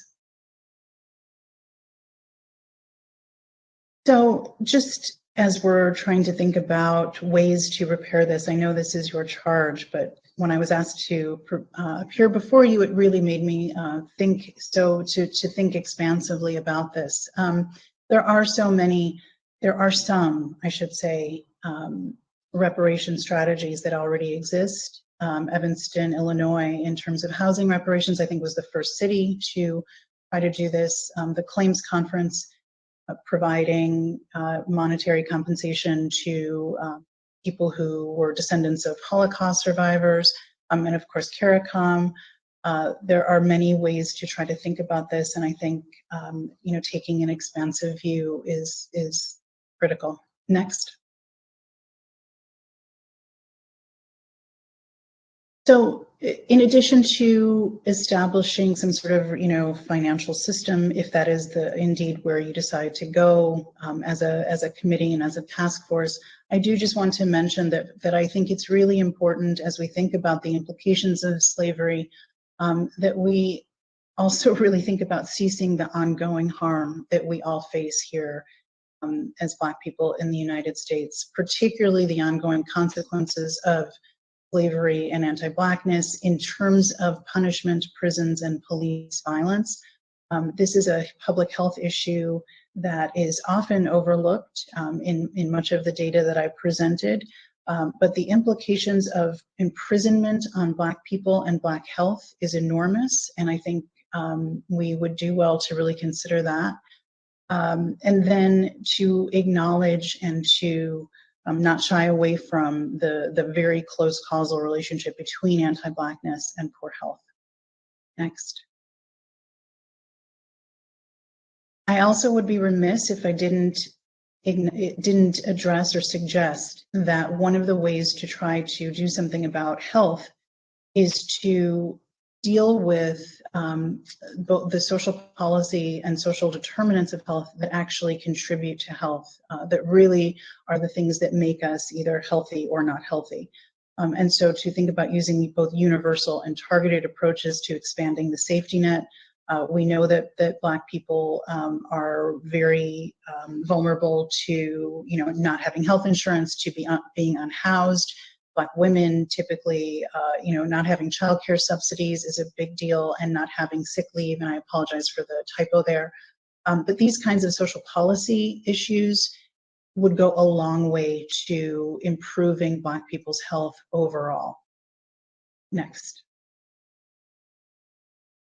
And just to close here, I wanted to just leave with this, that I really believe that a multifaceted approach that addresses both social determinants of health and anti-Blackness is critical, and that another world is really possible. And I appreciate so much all of your efforts to usher in that new world. Thank you. Thank you so much, Dr. Sachs, for your thoughtful expert testimony. We will now turn to Brett Andrews. Brett Andrews, you may begin when you are ready. Thank you so very much. I just want to make sure you can hear me. Yes, we can hear Awesome. you. Thank you very, very much. Well, good afternoon, everyone. I'm Brett Andrews, and I'm thrilled and honored to be invited to participate in this health discussion of the task force. If we can please get the slides up. As I move through the presentation, I ask that you keep active in your mind the work that we are doing is primarily based in San Francisco.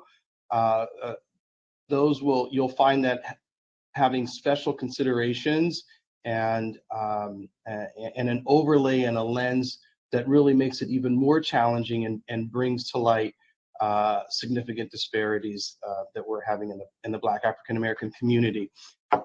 Next slide, please. I came to San Francisco in 2003, and one of the things that I sought to do was get a very clear understanding of what city that I was moving into after living in Los Angeles and New York, DC, and born and raised in Pittsburgh, Pennsylvania. And I read the census at the time, the narrative, and looked at the demographics. And what stuck out to me is that in a world-class city as San Francisco, at that time, the Black population was just hovering around 7 or 8%. And obviously we have shrunk to about 5%. And the question that stuck in my mind that remains today, as I haven't been able to sufficiently answer it, is either Black folks were here and they left, or they were never here, and neither or both, and neither would be a preferred outcome. And so I've paid attention to that as I've been with Positive Resource Center, PRC, for the last 19 years. I have been challenged to figure out what are the contributing factors to the challenges that we have in the African American Black community. I'll say a little bit about PRC.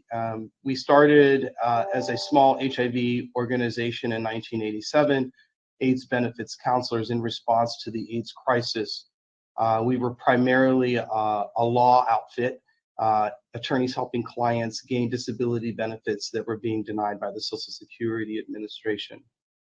In the mid-90s, we acquired a workforce development program specifically focused on the HIV population, and came together as Positive Resource Center. As you can see, a very small budget with a powerful, mighty 7 employees who were doing extraordinary work in the community.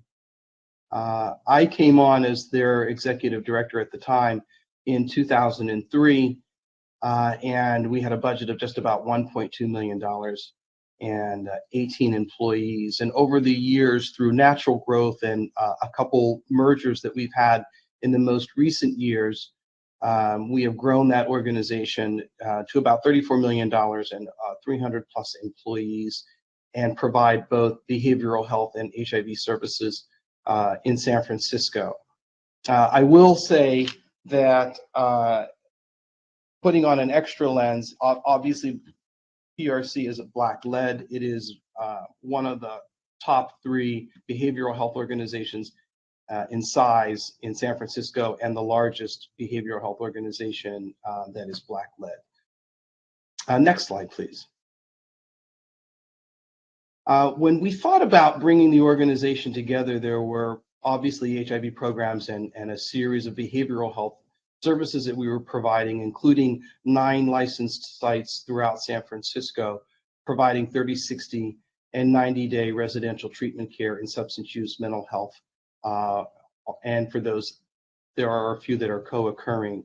And we organized our services to make sure that there was a continuum of care that went from crisis care, which are really street-based care, bringing folks in off of the street and out of psychiatric emergency services, to more stable residential treatment care. And then we do have about 140 beds of scattered site housing for people who have graduated out of the program and who are living long-term to permanent in our co-op system. We think about the determinants of health, the social determinants of health, and we took our social programs and made sure that there was a connection between those programs and our residential treatment care. And we provide emergency financial assistance grants for clients who are experiencing a significant financial need, an immediate and urgent need, medical copays, cell phone bills, utility bills, and most importantly, where a significant amount of our dollars are going is frankly for folks to stay in their apartments, paying for rent and security deposits. We provide, as I've mentioned earlier, legal advocacy services, workforce development services, which are career counseling, computer training, job search assistance, and job placement. And of course, very important career peer counselors, folks who have the lived experience, who have been successful in going through the challenges and that they've had in their life and finding themselves in a space of triumph and being a witness and a support to those who are going through the process now. And this continuum of care and its wraparound services really speaks to serving clients without the barriers of siloed funding, but really wanting to serve the person through a whole person care model. Next slide, please. In about 2000, just at about 2018, the Department of Public Health did its first Black African American Health Report. And as you can imagine, it pretty much in every indicator, every metric, every index, African Americans came in last. And I put, while there are many startling statistics that are in that report, I pulled out a few of them that are just incredibly heartbreaking. And I again will remind you, we're talking about San Francisco that has a population of under 1 million, about 840,000. It has an annual budget of about 13.2 billion, which is more the size of a budget for Chicago. It has a pretty strong ideology and shared ideology. And we have a small population to deal with that is disproportionately being impacted in many ways. And so with African Americans, Black African Americans only making up 5% of the population, we make up 37% of the total homeless population. Embedded in that percentage is also about 25% of those who've been on the street for 10 years or longer. 19% of Black African Americans represent the behavioral health services, again, reflected against the 5% of the total population, Black African American total population. And while our unemployment are hovering around 3%, our unemployment rate in the African American community is about 18%. We are 2 times more likely to experience a disability in our lives, and we have a very low median income of about $30,000 a year. We have the lowest non-graduation rates at 63% versus a general 16%, highest mortality rate in 9 out of the top 10 causes of death in San Francisco. And as the presenter spoke to earlier, statewide, while we make up 6% of the state, we hold approximately $4,000 in general household wealth as compared to the white population with $355,000 as a household wealth. Next slide, please. That sparked a lot of discussion, obviously stirred up a lot of emotion for myself.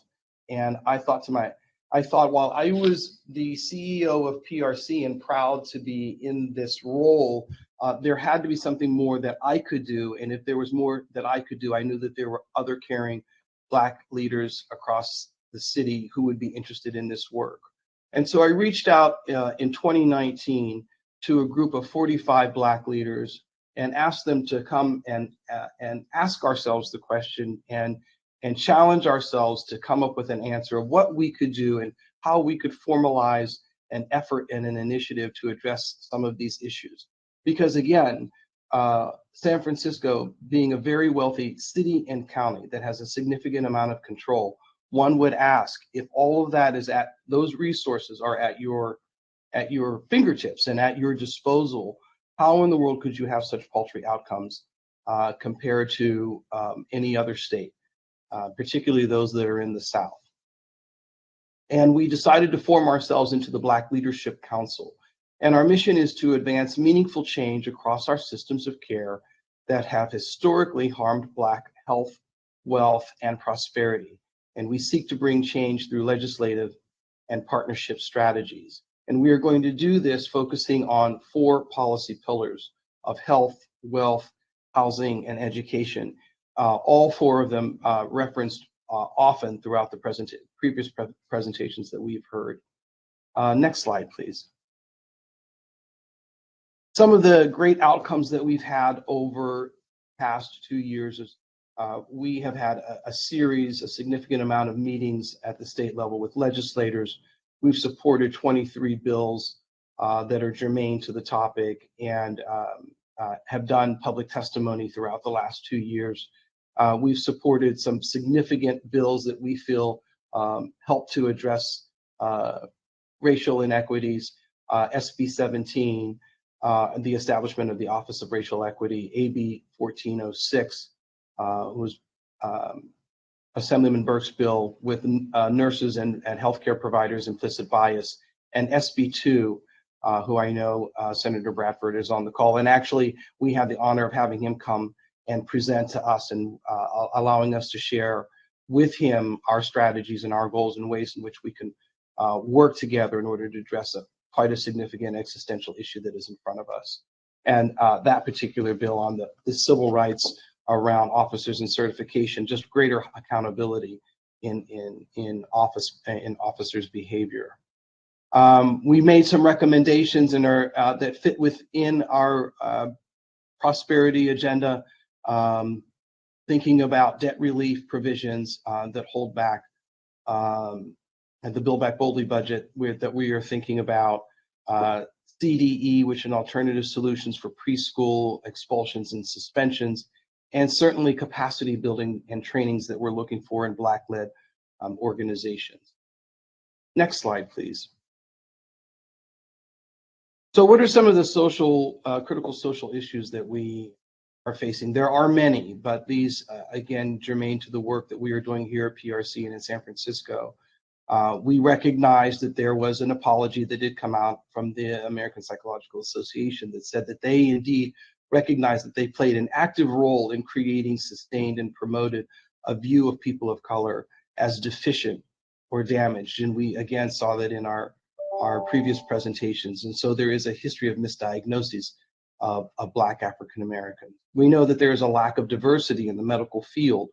And while we make up about 13% of the US population, we only make up about 5% of the physicians in the United States. The disproportionate representation of homelessness and behavioral health issues.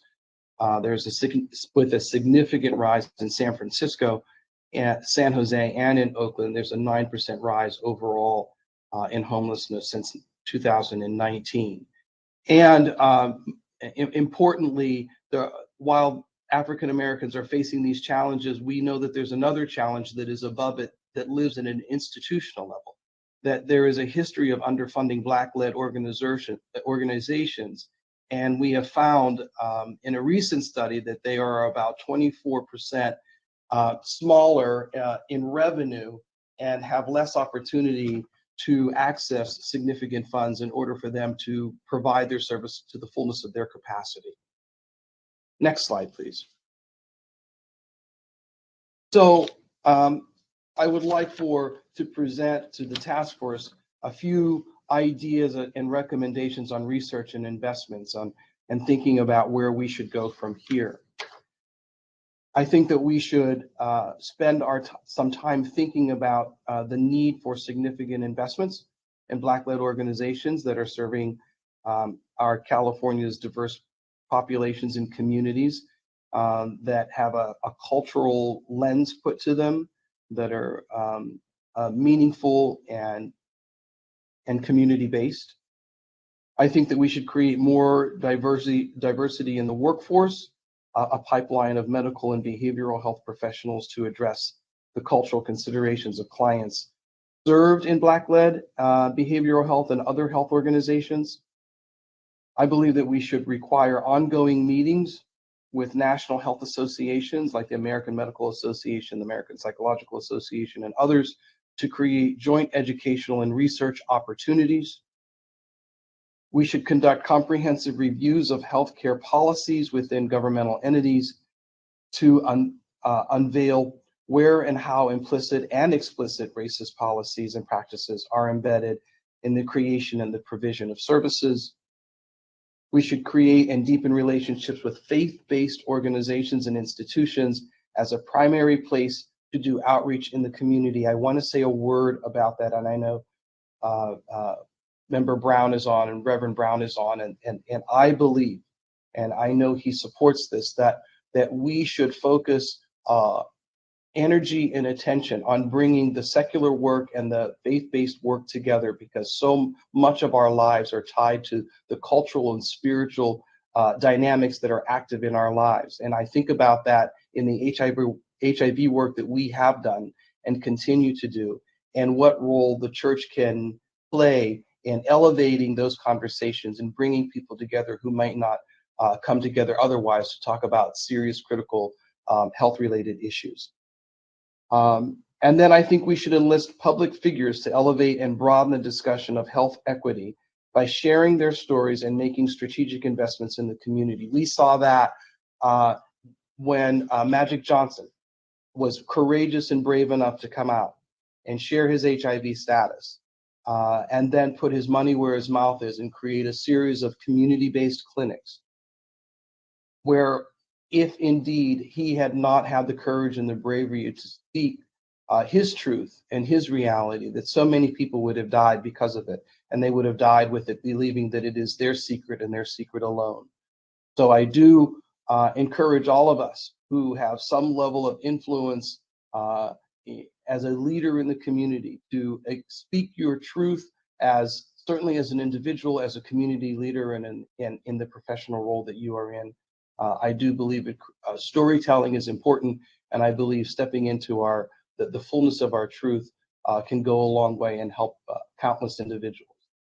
With that, I'm going to stop there, and I just want to thank everybody for their time, for their courageous work and discussions. I know that it is difficult because we represent we represent what we are trying to solve. And one of the things that we talked about at the Black Leadership Council is in the storytelling, in doing the work, let's not ignore the fact that we ourselves are human and that we are suffering through it, and how great it is that we have come together to go through this struggle together, knowing that collaboratively that we can come to the other side.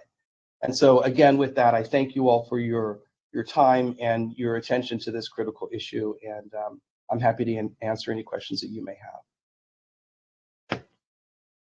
Thank you, Mr. Andrews, for your compelling and insightful expert testimony. We will now turn to our last expert witness for this panel, and then we will turn to comments and questions from our esteemed task force members. So Melissa Jones is our last panelist. Melissa Jones, you may begin your testimony when you're ready. Thank you very much. Wonderful, thank you. And good afternoon, everyone. It's wonderful to be here to talk to you today and talk about a bit about how we move from recognition of all the harms to repair. And it's been, I know, a long road for many of us in that discussion. I am Melissa Jones from Barhi. I'm the executive director here. Next slide, please. Barhi is the coalition of the Bay Area's governmental public health departments. We were founded when 4 sitting public health directors took a deep look at the data around life expectancy by race, class, and geography, and saw decade-long differences between particularly African-American communities, particularly low-income African-American communities, and the richer, whiter communities within zip codes. The group really looked and thought very deeply about what could bring about a change to that decade-long difference, and developed a series of strategies that have been in place to move this forward. Next slide, please. And those strategies have really shaped much of health equity, both in the Bay Area and in the country. And so here I have the differences in the United States, in California, in the Bay Area, and in the other regions of our country of life expectancy by race. But since the last 2 folks also talked about that, I'm going to go to the next slide and talk a bit about the Barhi framework. The Barhi framework is based on a lot of the same data and information that's been adopted by the World Health Organization to explain differences in life expectancy. And it's really based in this idea that the living conditions, institutional inequities, and social inequities that shape our experience have a great deal to do with the mortality differences that we see. Indeed, the World Health Organization says 80% of the cause of the differences that we see. And this is a framework that's been adopted and widely used by a number of influential organizations in health, and is really accepted as a standard of understanding what is causing these large differences in life expectancy that we see. The inaugural framework for the California Department of Public Health's Office of Health Equity, guiding their first strategic plan and grant making. It's used in public health accreditation nationally across the country and through the National Association of City and County Health Officers for their planning around the MAP accreditation process. And it's used by the American Medical Association in their health equity unit focused on their most recent health equity plan. Slide, please. And it really holds, next slide, please. Yes, and it really holds to that focus on the 80%. Slide, please. And we often talk about back one, thank you. We often talk about the social determinants of health and their incredible direct line impact to health, right? Disparities in education, in engagement with the criminal justice system. But I want to talk about a much more personal piece of the health equity pieces of the work, how it travels in a family. And so there is now very clear research on the impact of racism on health. And in particular, on the way that cortisol has located itself in our bodies in a response to acts of racism and in response to racism. So cortisol, you probably know, is a stress hormone, can be activated and released over an extended period of time for many reasons. It creates this sort of pressure, this sort of swirl in the body. And studies have found that African American adults have sort of flatter cortisol slopes from wake up to bedtime than their average white counterparts. These flattened slopes are linked to poor emotional and physical health and really contribute to issues of cardiovascular disease. And that's now very well established. There's been a meta-analysis of 80 studies across all ages, ranging from children to adults. So it's a very big and clear way that the racism that undergirds our full history from slavery through to the present really creates personally in our body this very heavy burden. Next slide, please. And these heavy burdens, when they do bring us to the doctor's office, bring us to a doctor's office not well prepared to meet our needs. And so here you see some data similar to data that somebody spoke about a bit earlier in the conversation that's focused on white medical learners' enduring beliefs about biological differences between Blacks and whites. This is data from 2016, so it's very recent data. And it shows by percentage and by medical year, beliefs around that we feel less pain, right? That we have stronger immune systems, a range of things that can lower a doctor's attention, both to our ailments and to what needs to happen next. And next slide, please. And we know this anecdotally too. We know that almost half of African Americans in California report that they have experienced unfair treatment due to race. We know that NAM has found that racial and ethnic minorities receive lower quality health care than whites, even when insurance holds even and similar insurance status, income, age, and severity of condition. And we know that in surveys of hospitals across the country that Black patients with heart disease receive older, cheaper, and more conservative treatments than their white counterparts. Next slide, please. And this shows up in our maternal health outcomes as well, as was mentioned earlier. So I'll just mention one. One thing that we know is, for example, for Black babies in the Bay Area, similar to other parts of California, we're two times more likely to be born too soon, too small, or to die before the first year of birth. Next slide. We also know that there are things that change that outcome. And one of the most comprehensive studies that's been done on that fact across 1.8 million hospital records from 1992 to 2015 show that infant mortality rate is cut in half. And it's cut in half when a Black doctor is the primary charge on these cases. And that brings me to the piece of the conversation around health that we often don't have, which is that the injustices in other parts of our system land in our healthcare system. And so the injustices in our public education system that result in a fewer number of Black doctors result in an unmet need for Black doctors that really could be part of a cycle of changing the birth outcomes that we see. And that's just one example of how an injustice in one part of the sector will come to show up in health. And it's a very important example for our life expectancy. Next, please. And these examples of both the incredible injustice in differences in life expectancy, the direct relationship of that to the racism that we've experienced across history and into the present day, and the fact that we do know there are solutions that are based in community provision of care, has really given rise to a movement nationally and here in California focused on racism itself as a public health issue.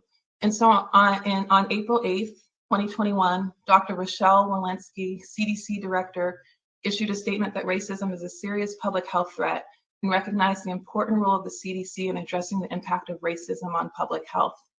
In the time subsequent and since then, over 200 jurisdictions and over 30 states have now declared racism as a public health issue.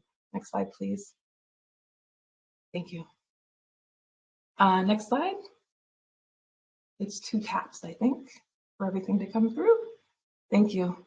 And so as we think about addressing racism as a root cause, and think about ending our differences in life expectancy, I think that there's great lessons from housing and issues of affirmatively furthering fair housing.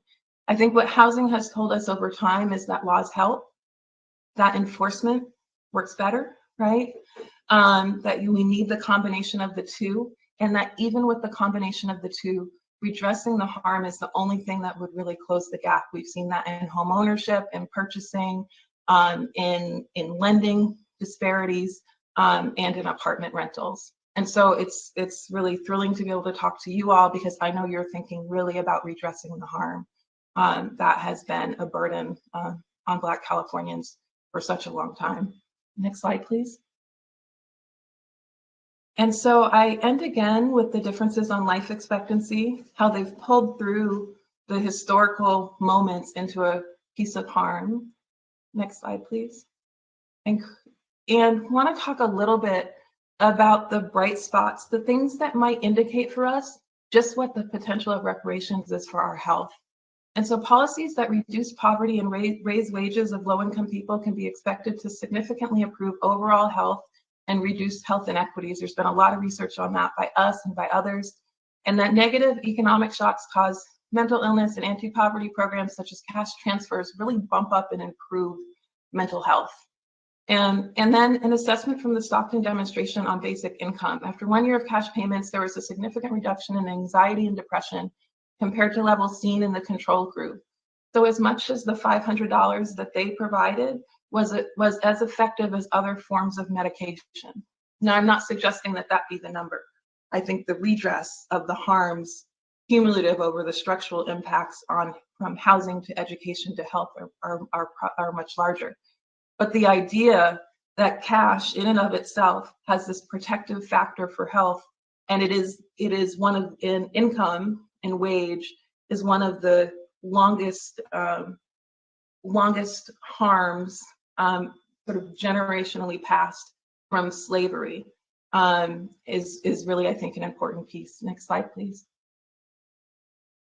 And so I just share 3 bright spots, similar to the fact that we know Black doctors are having such a dramatic impact in lowering infant mortality. I also want to share several other programs that are coming from community that seem to be having really promising potential for reducing the disparities that we've seen in health, all of which are tied to conversations about repair and, in particular, a cash reparation. One is the Magnolia Mothers Trust out of Jackson, Mississippi, which has been providing guaranteed income programs for mothers in Jackson with similar outcomes to what we've seen in Stockton in terms of relief of stress, better improved health outcomes, a longer opportunity to spend time finding the right job and sort of getting a job that pays more by being able to hold out a little bit longer and go to that next couple of rounds of interviews. The kinds of things that give people flexibility, the kinds of flexibility it's hard to have when we don't have the generational wealth of other communities. The second is the Abundant Birth Project, which provides unconditional monthly income supplements of $1,000 to approximately 150 Black and Pacific Islander mothers in San Francisco. This is a project that's just starting. It's something that we have our eye on. It's got a very robust evaluation that goes with it to help us see the change in outcomes that we can see, these very important life and death outcomes. And then the last is Barhigh's Black Hat Initiative, where we've worked with 40 Black-led developers and housing finance people from across the Bay Area to really take a look at the massive pattern of Black displacement that we've experienced in the Bay, from San Francisco to Berkeley, now here in Oakland, that has really shaped and changed the Bay Area. And we've come up with a plan that really focuses on an end to that mass displacement through Black-led development and Black planning for the Black Bay Area in terms of community and housing to create communities of health, prosperity, and justice. And so each of these are the kinds of investments we think could be really powerful health promoting activities that we really believe there's been now a body of research to really support their potential if scaled.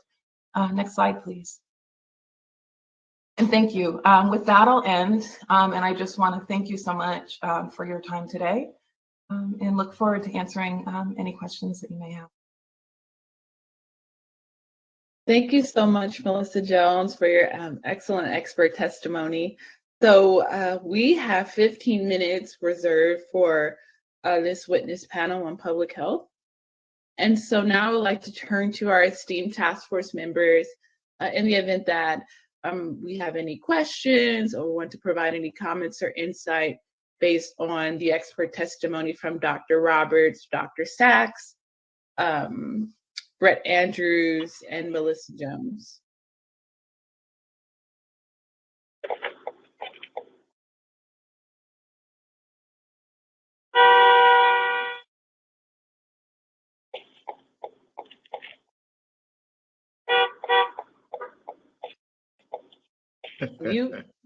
Please mute your phone. And I would also like to recognize Assemblymember Reggie Jones Sawyer. Welcome. Yes, thank you. And actually, I'm sorry I missed the first part of this because I was in an assembly session, but I think my colleague from the Senate was able to get there and listen to Dr. Weber.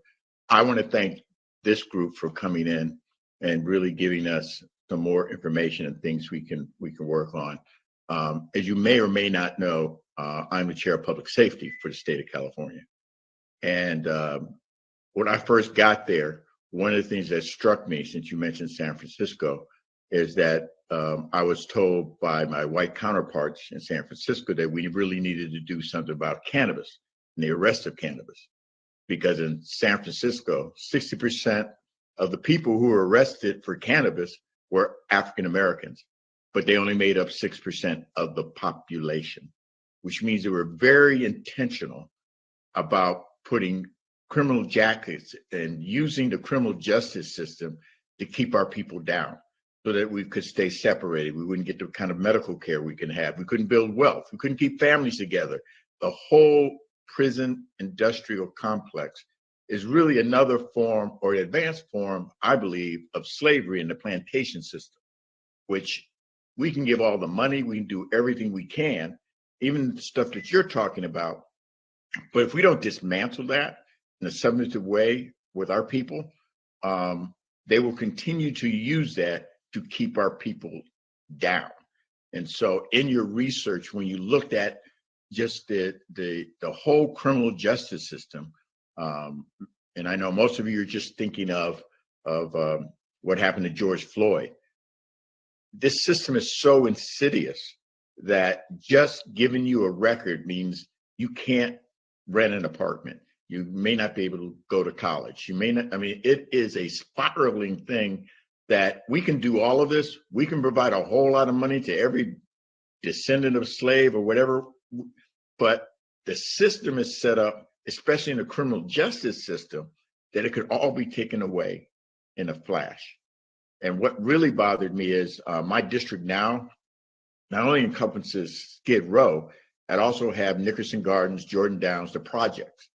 And when I was younger and doing kind of a tour of Nickerson Gardens, I noticed the gates that were outside, the pointed end that went like around, pointed inside to keep people in, not outside to keep people from coming in. It struck me so much, it was almost as if to say, everyone that lived in the projects, you're going to stay there. Your plight of who you are, what you are, will stay the same. And if you do get out, then there's a criminal justice system that will bring you back and imprison you in a different way. We can't imprison you, and I think at that time we had 150,000 people in prison. We can't imprison you the other way. We'll imprison you this way.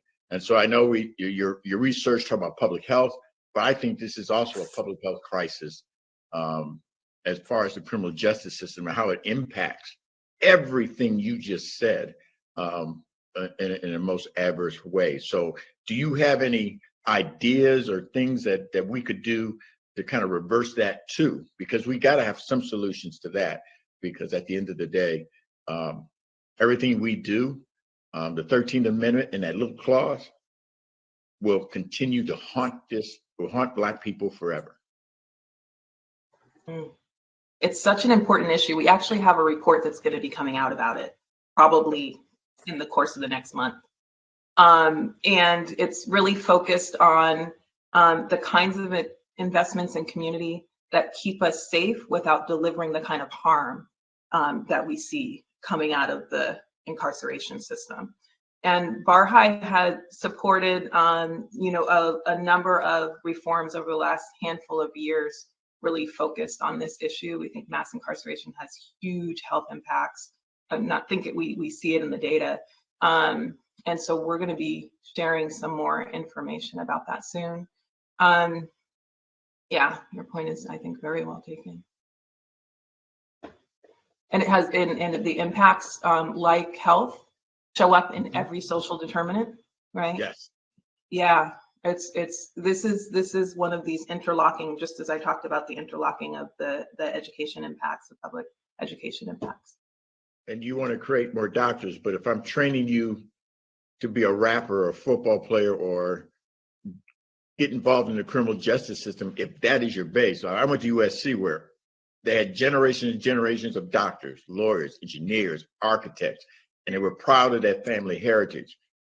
If your family heritage in that is something based in the criminal justice system, how do you break that cycle so that you do a lot better than what your forefathers have done?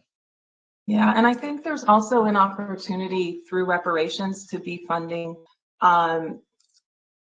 Black education facilities, Black-led training programs that create a lot of the Black doctors, a lot of the Black medical community, and not just doctors. I think that's true for education and all of our systems. We do see the impact of having us in positions of leadership and direct service in our systems as having a really important impact. And I think any ways that we can create more opportunities for us to be managing resources and able to do that, I think is really important. But I assume the question is for others as well. Madam Chair. Yes, Vice Chair Brown, you're recognized. Thank you, Madam Chair. Members of the task force. I'm here in San Francisco. I've been here for 46 years. One thing I want to correct, the Black population is not 5 to 6%. It's more like 4%, 3.9 to 4%. Number two, let me say respectfully, there's one piece maybe we need to look at. The fact that when a people lose a sense of place, it does have adverse psychological fallout. What am I talking about? It was in 1948 when a so-called program of urban renewal was created by Alioto and Justin Herman, that the public policy makers, the social engineers, and members of governmental agencies decided they were going to create what was known as Black removal. That's what it was. It was systematic Black removal. Every other ethnic group. I'm a historian. Though they were oppressed, they always had a sense of community and place. But that's not happening in San Francisco. The old Fillmore is practically no more.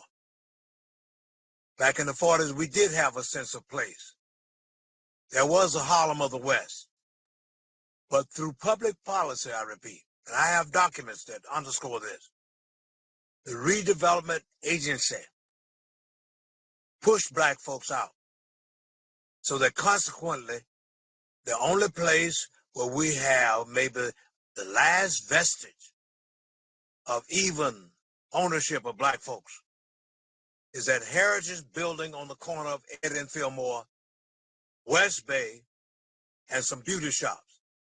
You don't ever see black folks in this town unless you go to the barber shop or the beauty shop. That's it. That's a fact.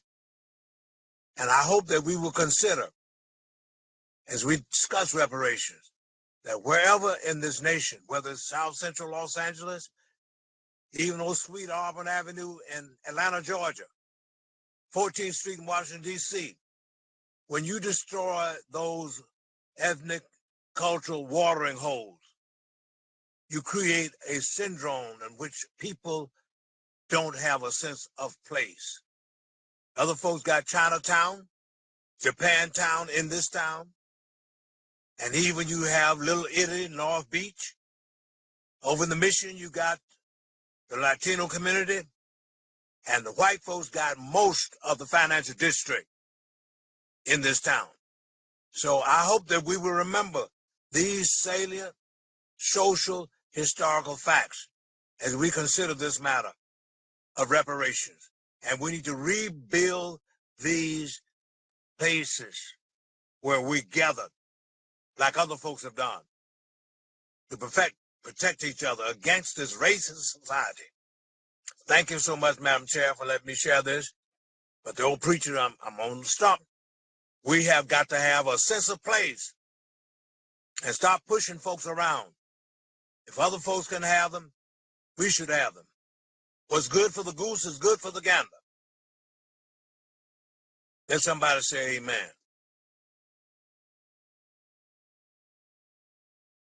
Amen. Thank you for that. Member Grills, you are recognized. Thank you. And thank you to all of the panelists for what you shared. It's a sobering moment when we begin to understand the health impacts of multi-generational racism and oppression. I wanted to ask a question specifically related to Black children. In 2019, the American Academy of Pediatrics declared that racism is a social determinant of health that has a profound impact on the health status of children and adolescents and emerging adults and their families. And they said that there's evidence to support the continued negative impact of racism on their health and well-being through all forms, implicit and explicit biases, and institutional structures, interpersonal relationships. That was in 2019. Also in 2019, the Congressional Black Caucus formed a special committee to examine concerns related to Black child suicide. And several of us provided testimony, including the fact that the rates of suicide were in fact higher and growing at a faster rate among Black children than the rates for children of other races, and that it was happening alarmingly at a very young age. I'm talking 11-year-olds committing suicide by hanging. So I was wondering if you could speak to any observations you have in your work about Black child and adolescent public health issues and health outcomes.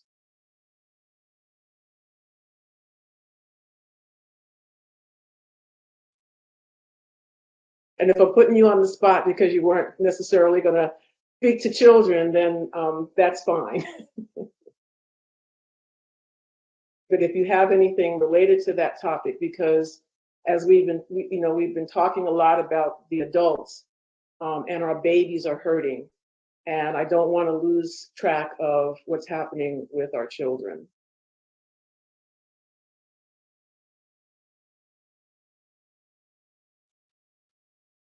What I can say is we've been seeing a lot of emergent research right now about COVID and children being out of school and the stressors that's put on particularly Black children, and particularly senses of isolation and that are so important in your adolescent years, regardless of race.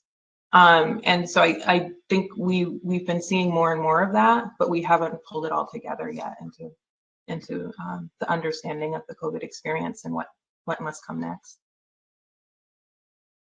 COVID actually did expose the fact that we were in dire straits long before COVID hit the scene. And in fact, that for Black people, we're not dealing with a pandemic, we're dealing with a syndemic, which is when you have multiple pandemics colliding and having, astronomical negative impact.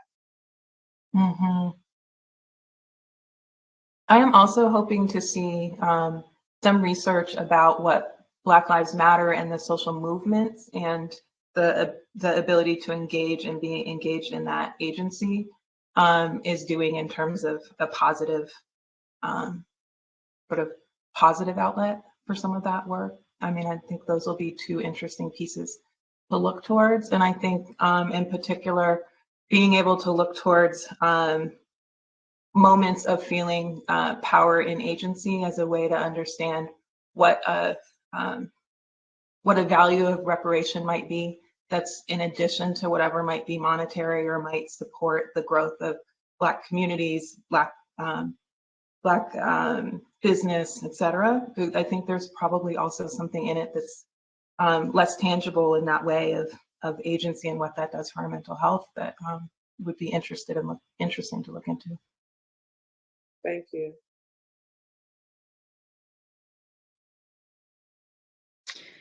This is, yes. Oh. Dr. Sachs, go ahead. You're recognized. Sorry. Thank you, Chairperson Moore. I wanted to just say that although I don't work on children's health issues or children's mental health issues, I just wanted to point out a friend and colleague. Her name is Janelle Goodwin, and she is a young Black woman professor who works specifically on suicide among Black youth. And so her work is really, could be potentially informative in this, to answer your question.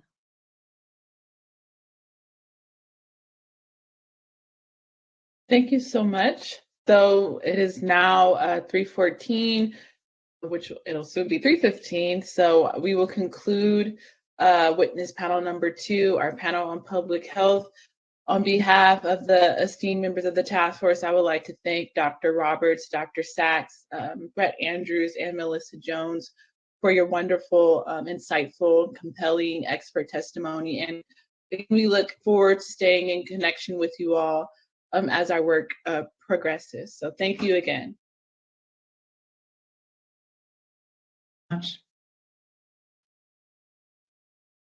Thank you very much. Take care.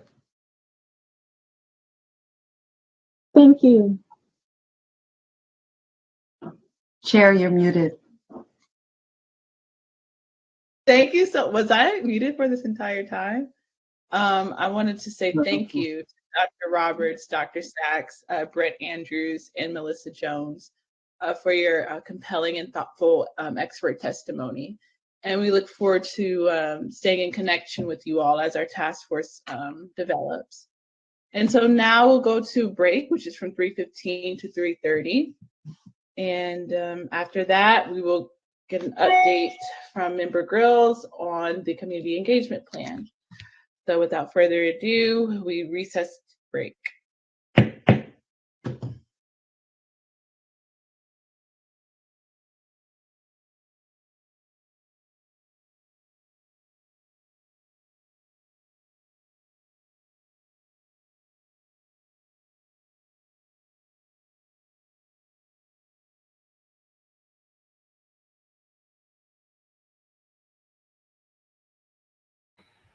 Okay, family. We're breaking now, so I'm going to wrap with you guys for a spell. Okay, family. Uh-oh. We're breaking now, so I'm going to wrap with you guys. Okay, there's some feedback from my other device that was running, so I could mute this microphone. But anyway, family, thank you so much for being here. If you're tuning in from Facebook or Twitter, I thank you so very, very much for joining the live. Yes, there are other parties streaming the live, but this is specifically for my audience to grow my channel. So I do my live stream here every task force meeting. And of course, on Sundays, I've been trying to come on more consistently. There's a lot of work to be done, as you see. Danielle Witten was commenting about how many prongs to this thing that there are. Like, where do you even begin? Well, this is why the studies are needed. Okay, this is exactly why the studies are needed, because there are so many ways in which the government at every branch is complicit in seeking to ethnogenocide Freedmen. It's a wonder that we're still here. This has cost us 20 million Black babies to abortion, and so very much more. I mean, when you think about the brothers on lockdown, you know, they were talking about, I think that was Sawyer was talking about how, you know, the brothers are on lockdown for the very weed that's the state here is now turning a profit. They're not releasing these men from prison. And if they do, they're bouncing between prison and the projects with no hope. I once lived in the Bay Area, and we had presence, and Dr. Amos is right. There was a presence of Black folks. There was like a Harlem feel to the Bay Area, to San Francisco. I can live anywhere. I lived in San Leandro. I lived in the Oakland Hills. I lived off the Lake Merritt in Oakland. I had an amazing time during my time in the Bay, and we weren't doing as poorly as we are now. And Dr. Amos Brown is absolutely correct. They keep lying to us, talking about some 6% of Blacks that are here. You heard a gentleman earlier during public comment talk about how in 1970, we were 17% of the population. So there is no way, if your median income is, you know, 40,000 or less, which is what it is even for educated Blacks in the state of California, that you can afford home ownership. Okay? The homes here, the median home in Los Angeles is around 800,000. The median home in San Francisco, as I shared at the top of the hour, the median price is 1.3 million. So the bottom line is, how can you survive? The median rent I shared at the top of the hour of part one of today in San Francisco is $4,200. If your median income is 40K or less, you're not the Blacks they're talking about in tech in Silicon Valley, where there's 1 to 2% Black. That's a lie. Okay? Even that is a lie, meaning we don't have any Freedmen in tech in Silicon Valley. You have to know how to put the math together, family. That's what I do over here.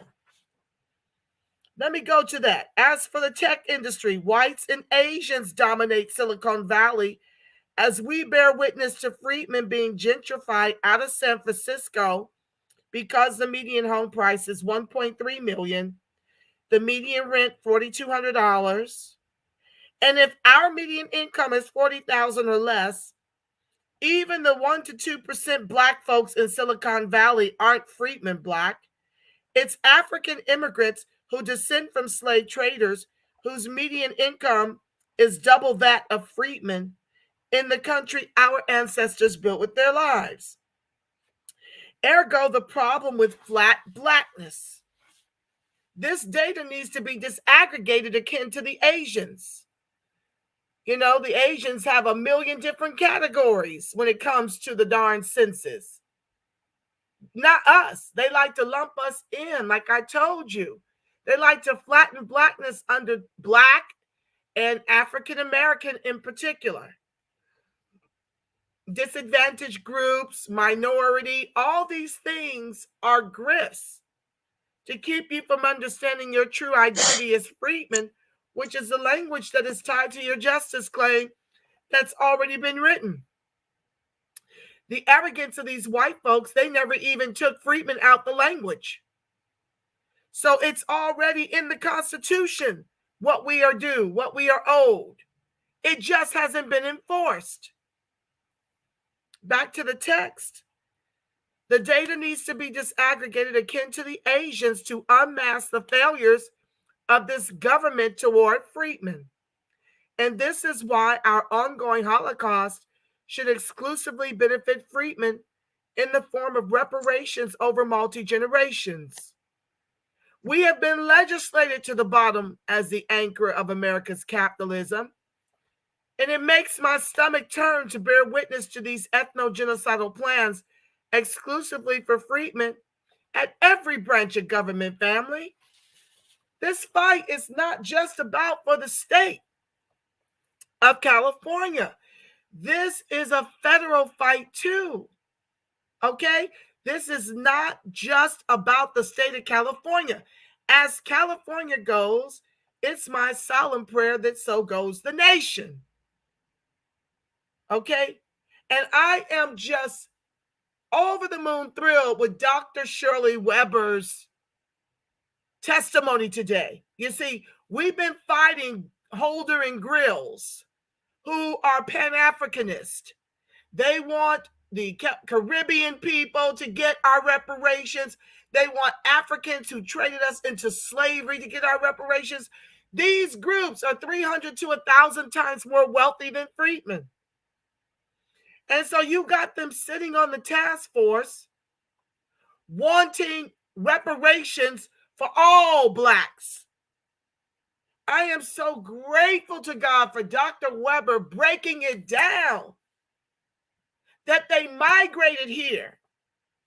They never had to endure what our ancestors had to endure. And of course, it was very difficult for me to get through it. But I have my tissues here. I was crying just in the introduction of these expert witnesses, and I'm just so grateful to each and every one of them. But those pictures were hard to get through. The medical apartheid is real. The post-traumatic slave syndrome is real. As a matter of fact, we should definitely have that sister come up in here and testify. Dr. Joy DeGrew. She needs to be an expert witness. I'm going to recommend that to CJ.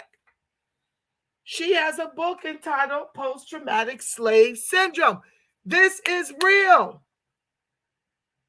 And you're going to hear a lot of what I'm intimating on this second half at the top of the hour tomorrow. I've got to sit and concoct, just get my notes together from today to make an outline of where I want to go with tomorrow's tomorrow's comments, but it's going to be epic. So thank you, Dr. Weber. I do agree with Dr. Grills that she needs to be more specific in that AB 3121 language. Has she used Freedman? I don't even know if it could have gotten done had she not written it the way she did. Because if you don't include every damn body or allude to it, it does not pass muster. You guys remember Ice Cube came in at the 11th hour and saved this bill.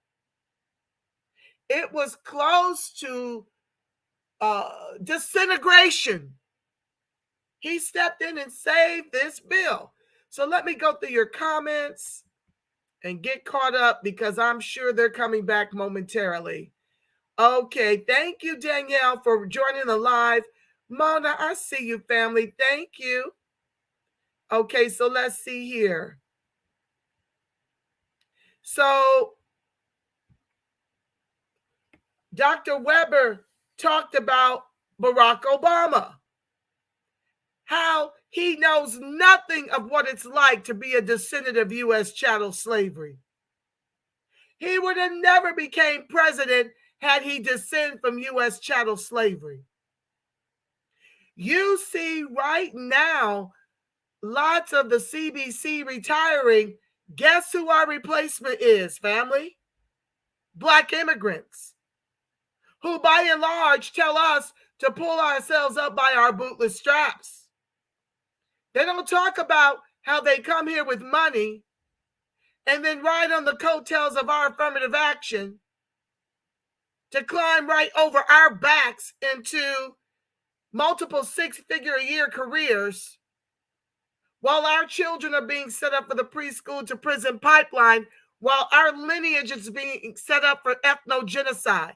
They don't talk about that. You don't see them over in this fight unless they're Narcan and Cobra, when they're here to see how much they can get from Freedman reparations.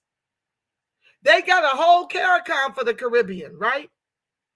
But Lisa Holder had the unmitigated gall to waste Dr. Weber's time asking about how she can crowbar the Caribbean enslavement into our reparations. Because CARICOM is on a slow train. Well, hell, for that matter, ours is on a slow train. I mean, was it Conyers? This is his bill from 50 years ago or something crazy.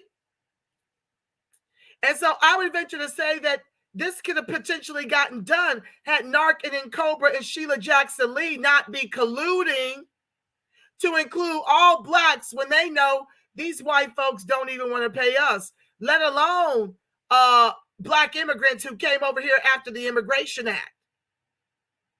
So what they do is they come in here and co-opt it, block us out of those seats at that reparations table, because they know they're setting us up for failure.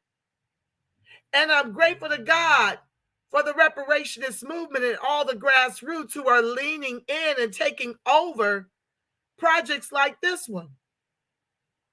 Shout out to CJAC that was instrumental in getting the language included that puts a gate up for Freedman on the AB 3121. That's what they did. Hold on one second, family, my phone. Yeah, that's what CJAC did. They had the meetings. They go sit with the legislators. This is not something that was originated by them. This was a bill that we found. Okay? It got to work. And so that's how we've got such a tight gate up around this here, and how people like Grills and Holder will be defeated, because we sit down with the author of the bill, Dr. Shirley Weber, and get an understanding. Then she comes in here and gives that powerful testimony. So back to Obama. His white mama is a descendant of slave owners, and his daddy's from Kenya. This is what I mean by flat blackness as African American. Well, that's what many of them do. Many of our descendants of slave traders love to come over here with the money that's been bequeathed them as being descendants of slave traders. They get trained in London, educated in Europe, and then come over here and use affirmative action to get all the things that our ancestors died for us to have advantages. And we're back. So let me stop talking. It is now 3:31 and we will reconvene. But before we reconvene, I'll turn to Parliamentarian Johnson so that she can establish a roll call vote for quorum. Parliamentarian Johnson.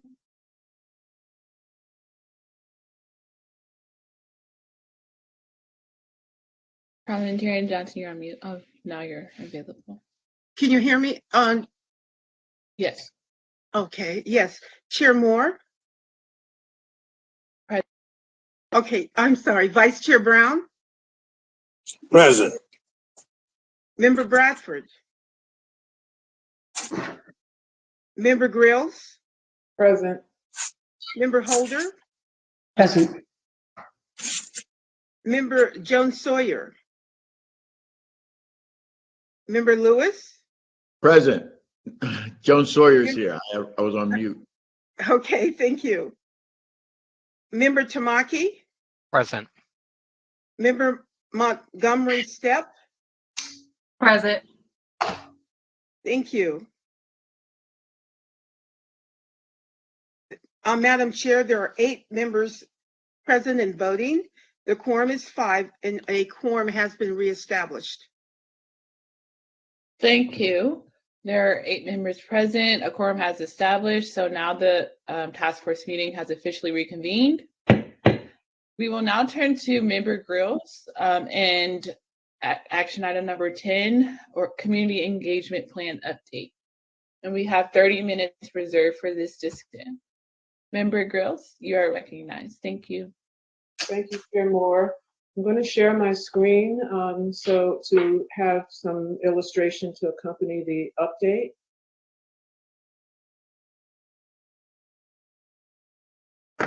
Can folks see the screen okay? Yes. I can't. Okay, thank you, because I can't see you. All right, so it's actually a pleasure to share updates because we have made a lot, covered a lot of ground and made a lot of important decisions. So starting out, in terms of summarizing what's been accomplished to date, there are 5 things I want to share. And starting with the anchor organizations, we now have 7 anchor organizations that have been selected and are part of the community engagement process. These anchor organizations are statewide organizations with deep regional roots, and they have members or affiliates in multiple areas of the state who have the capacity to tap into those affiliates or those what I call tier 2 organizations to help with any community engagement process. The 7 anchor organizations are listed here for you. And these anchor organizations have networks that extend from 8 to 30 plus organizations each. So, for example, the anchor organizations cover a variety of regions of the state, from northern and Northern California to Southern California, Inland Empire, etc. For example, one anchor organization that's here that you see on the screen actually has an alliance of over 30 grassroots organizations in 16 anchor groups spanning 14 counties across the state. So these are community-based organizations spanning urban, rural, and suburban counties in California. They also represent a variety of constituencies: faith-based, youth, incarceration, voting rights, arts, philanthropy, greenlining and housing, discrimination, redistricting, college students, cooperative enterprises, and civil rights organizations. We also have selected the communications firms, and their work has launched. The 2 communications firms are Young Communications, which is local to California, and AB Partners, which is a national firm. We also have convened the anchor organizations, and the conveners and the listening session facilitators have been selected and are engaged in the work. The convener of the anchor organizations, this is the person who sets up the agenda and facilitates the meeting of the anchor organizations and keeps an eye on the larger goal of ensuring that we reach our goal of 10 to 12 listening sessions across the state. And so that's Mary Lee. And then we have a professional facilitator, and her name is Ama Yameche, and she runs an organization that she founded called Good Influence. We've already held the first listening session, and that was held by the African Black Coalition, which is a network of Black student organizations across the Cal State and UC schools. Their first listening session included 90 Black college students. It was held around MLK weekend. And in fact, their particular approach to the listening sessions is not a one-off. They, in fact, will be adding to or supplementing this first listening session, which was rich with ideas and feedback from the students in attendance. But they're supplementing that listening session with college campus visits, where they're going to do a deeper dive into what the concerns and perspectives are about reparations from Black college students, and also to gather stories about the harms experienced by our students. The fifth area is funding. So while the community engagement process did receive some financial support from resources within the state in terms of the Department of Justice, we also needed to supplement that so that we could have a robust process. And so what we were able to do thus far, working with the Bunch Center, we have a grant from the California Wellness Foundation, and we have meetings coming up in the next 2 weeks to add to the funding that the Wellness Foundation has provided. And they're providing funding to support the media component in particular, and to support the work that the anchor organizations and their local community-based ally organizations will do to ensure that we have a good turnout and we have a diversity of folks across the state who are sharing what their thoughts are regarding reparations. This is actually a picture from the first Anchor Org meeting. It's not everybody in the picture, but it gives you a sense. And I just wanted to point out that we have the stars that just popped up are the principals or the leads of the communications firm, Gwendolyn Young for Young Communications and Andre Banks for AD Partners. And this is Mary Lee, the convener of the Anchor Orgs, and this is Ama Nyameche, the professional facilitator. So I'm really excited about the anchor organizations that have been assembled to lead this work. And they very much, we just had another meeting in the last week, and they are definitely, well, not in the last week, but at the beginning of this week, and they are definitely thinking out of the box, very creatively, about how to do these listening sessions. There is not a cookie cutter approach. It's not one size fits all. They are tailoring the approach to listening sessions based on the constituents that they are trying to engage. So their engagement strategies, the issue focus around which people may be coming together to talk about reparations, or the sections of the state, are all things that they have begun deliberating about and beginning to define what their listening sessions will look like. Some of them will be virtual, some of them will be in person, some of them will be hybrid. There's going to be a concerted effort to collect stories about the harm, the personal stories of harm, family harm, as well as current harm, using various digital platforms where people don't have to be at the listening session in order to have their say or to make their voices heard. There's also going to be a lot of variety in the messaging that will be happening.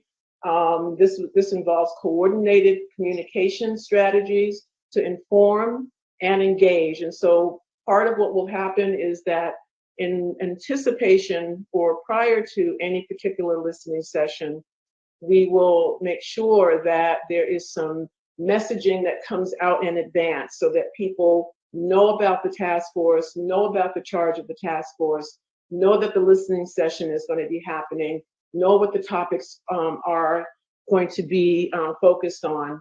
And then when the information is gathered, and there'll be note takers at each listening session, we will then be able to use the information as it's coming in from listening session to listening session to further develop and nuance future messaging. I hope that at any given listening session that at least one, but of course because of restrictions, no more than 2 task force members will be able to sit in and observe any particular listening session. But that is our only role, is to sit in and observe. We are not defining what the listening sessions are looking at, where they're going to happen, or anything of that nature. Lastly, I'm really excited about the ability to do some coordination here. So we are coordinating our listening sessions with what I'm calling reparations ready counties and cities in California. So thanks to the help of member Tamaki, I've held meetings with each of the governmental entities that you see on the screen. The cities of Los Angeles, Berkeley, San Francisco, and Sacramento have their own versions or some form of either reparations commission, task force, or county bills that are about to be made public to launch a reparations effort specific to their regional location. They are all, and then also the County of Alameda. All of these governmental entities are eager to partner on both the listening sessions and communication strategy to mutually maximize their efforts related to reparations as well as the efforts of the task force. It's a win-win for everyone all the way around. Another important feature to the task force community engagement process is a reparations survey. So Professor Michael Stoll, who's leading the Bunch Center's community engagement process for the task force, is aligning a survey that will be used as part of the reparations community engagement process. He's developing the survey to align with a national survey that has already been conducted of over 5,000 people on the topic of reparations, trying to determine general support for reparations and what people's thoughts are or attitudes or perspectives are on the forms of reparation. Our task force survey instrument is going to query opinion about reparations in California specifically, but we will be able to compare what California looks like with the rest of the country. It will share a similar set of questions to that national survey that was administered by Liberation Ventures and Policy Link. And there will be, for California, a representative sample of about 2,000 residents in California. It will include more questions than the national survey.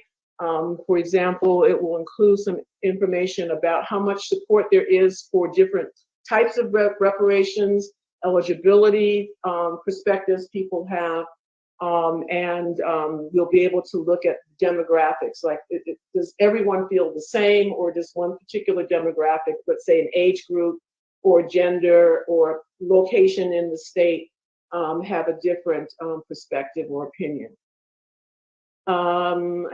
We hope to go into the field, or Professor Stoll, because he's leading this, within the next 2 months.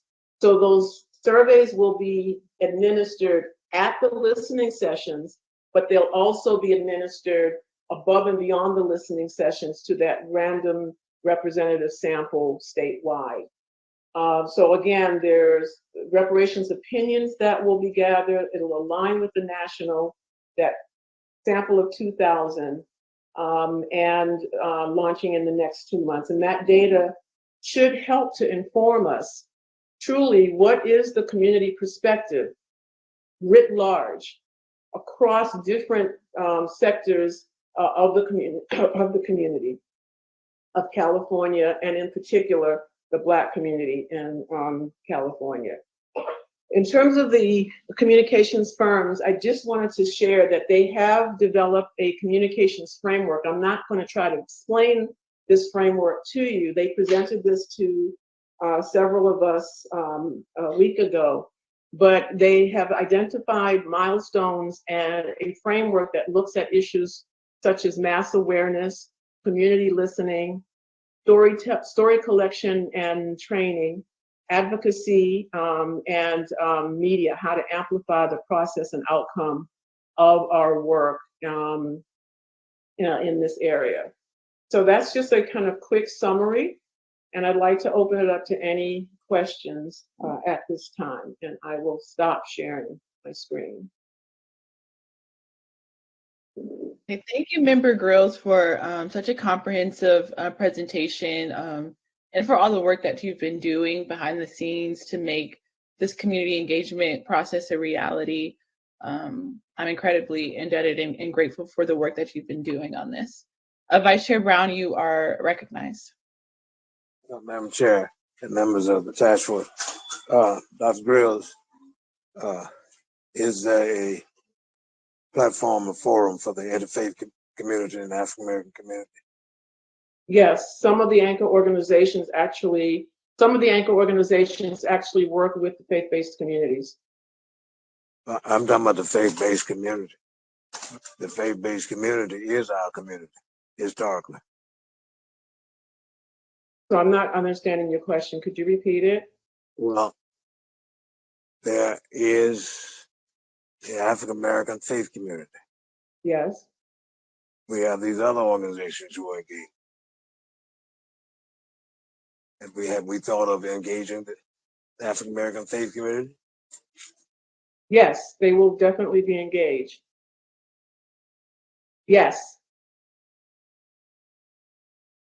Okay.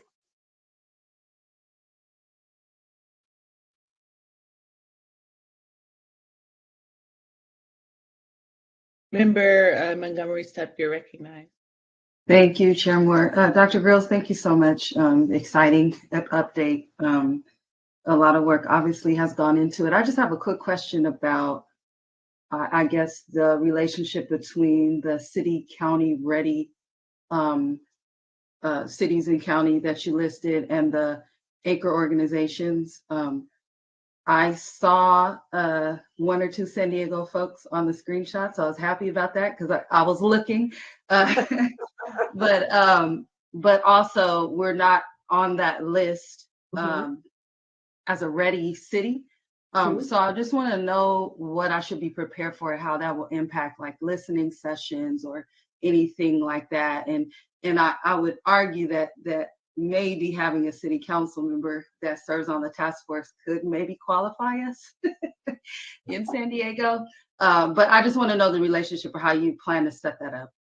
Right. So in terms of reparations ready, that really only meant that these particular governmental entities already had something in motion. We did not approach them and say, do you want to? But rather, they've already set things up, or they're doing work behind the scenes to get board motions out and before the public. And so that's why I call them kind of reparations ready. Okay, cool. So they'll be there as additional support in your efforts with the anchor organizations and all the events that we're going to be planning. Okay. All right. More like collaboration. So let's say that an anchor org is going to do a listening session in Los Angeles. And the city of Los Angeles has a reparations commission. We're going to share information. That listening session is going to be happening on this day with these details. This is the messaging. You want to share, information. You want to, add your email list or your listserv to ours to get as many people out as possible. Do you have any input you want to give on the messaging because you understand your location better than anyone else? That kind of collaboration. Okay, got it. Thank you.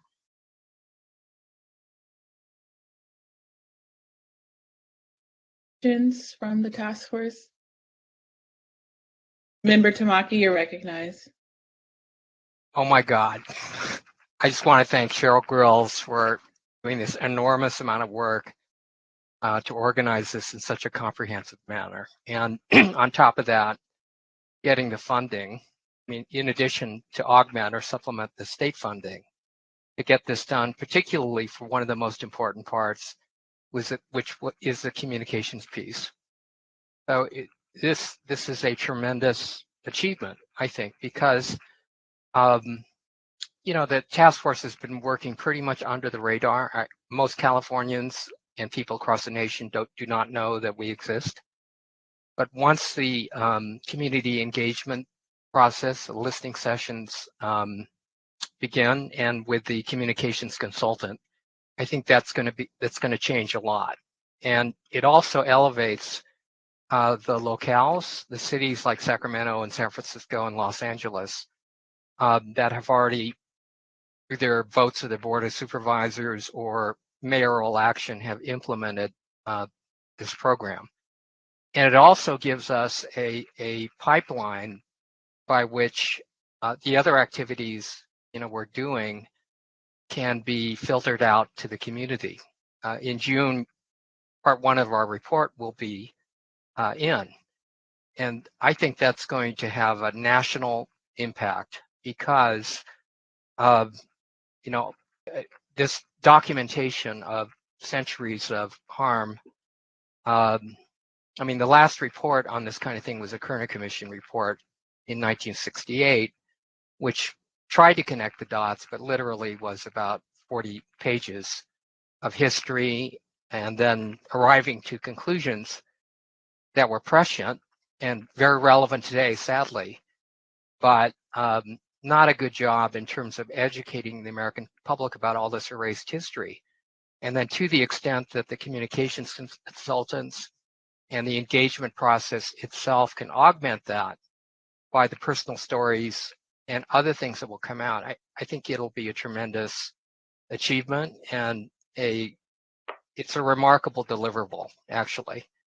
So I really want to congratulate and thank Professor Grills for driving this process single-handedly, I have to say, because of Bagley-Keene and the way we're structured. One thing I wanted to add is, and Michael Newman of the DOJ can correct me, but I think as long as the task force members don't speak to each other about task force business, any number can attend the listening sessions as simply as members of the audience. And we can't conduct business there. We can't talk about task force business, but we can certainly listen. So to the extent that we can attend these things, I think it's all to the good, both for the public and for ourselves. So thank you very much, Cheryl. Great job. Actually, that's a great question for Michael, because I assumed that we couldn't do more than 2 people present at a listening session. Am I on? Okay. So yeah, we'll look into this just to confirm, because these listening sessions are a little bit unique. So I'll consult internally and return with an answer. But generally speaking, if you're simply attending as a member of the public, obviously no communications can take place. That includes communications after the fact to reflect collectively on what took place or to process collectively what took place. The 2-person rule still applies. And you also can't have 2 people talk and then they talk to 2 other people. That would be also a violation where you'd be engaging in a serial meeting.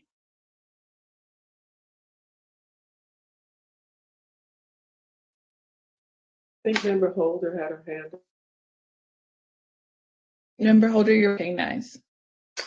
Yeah, I was actually just snapping my fingers in response to Member Tamaki's comments about the brilliant work that you've done, Dr. Grills. I am in awe and indebted, and I think the amplification of our process is going to really create the sea change, and so we owe that to you. So just thank you. I did have a question about COVID protocols and how that plays into the listening session, or if you've thought about that. Yes, so that's something that the ANCO orgs will deliberate about at their next meeting. I'm sure that will be on the agenda. The first listening session actually ended up being a hybrid. It was supposed to be in person, and then they pivoted to it being virtual, but people still came to the in-person. And so ABC followed their UC and Cal State protocols, I guess, around mitigating COVID risk.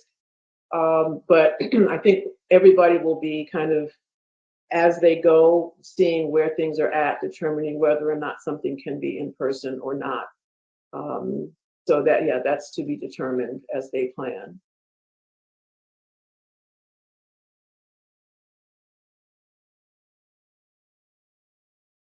Okay, so I had a quick follow-up question.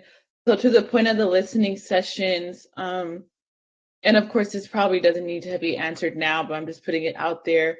How are task force members like supposed to obtain, any information based on the listening sessions? So I guess, there was a listening session that happened earlier this month with ABC. What are the mechanisms and the ways in which, task force members can receive, any information, whether we're, if we're not there or present Yes. at listening sessions?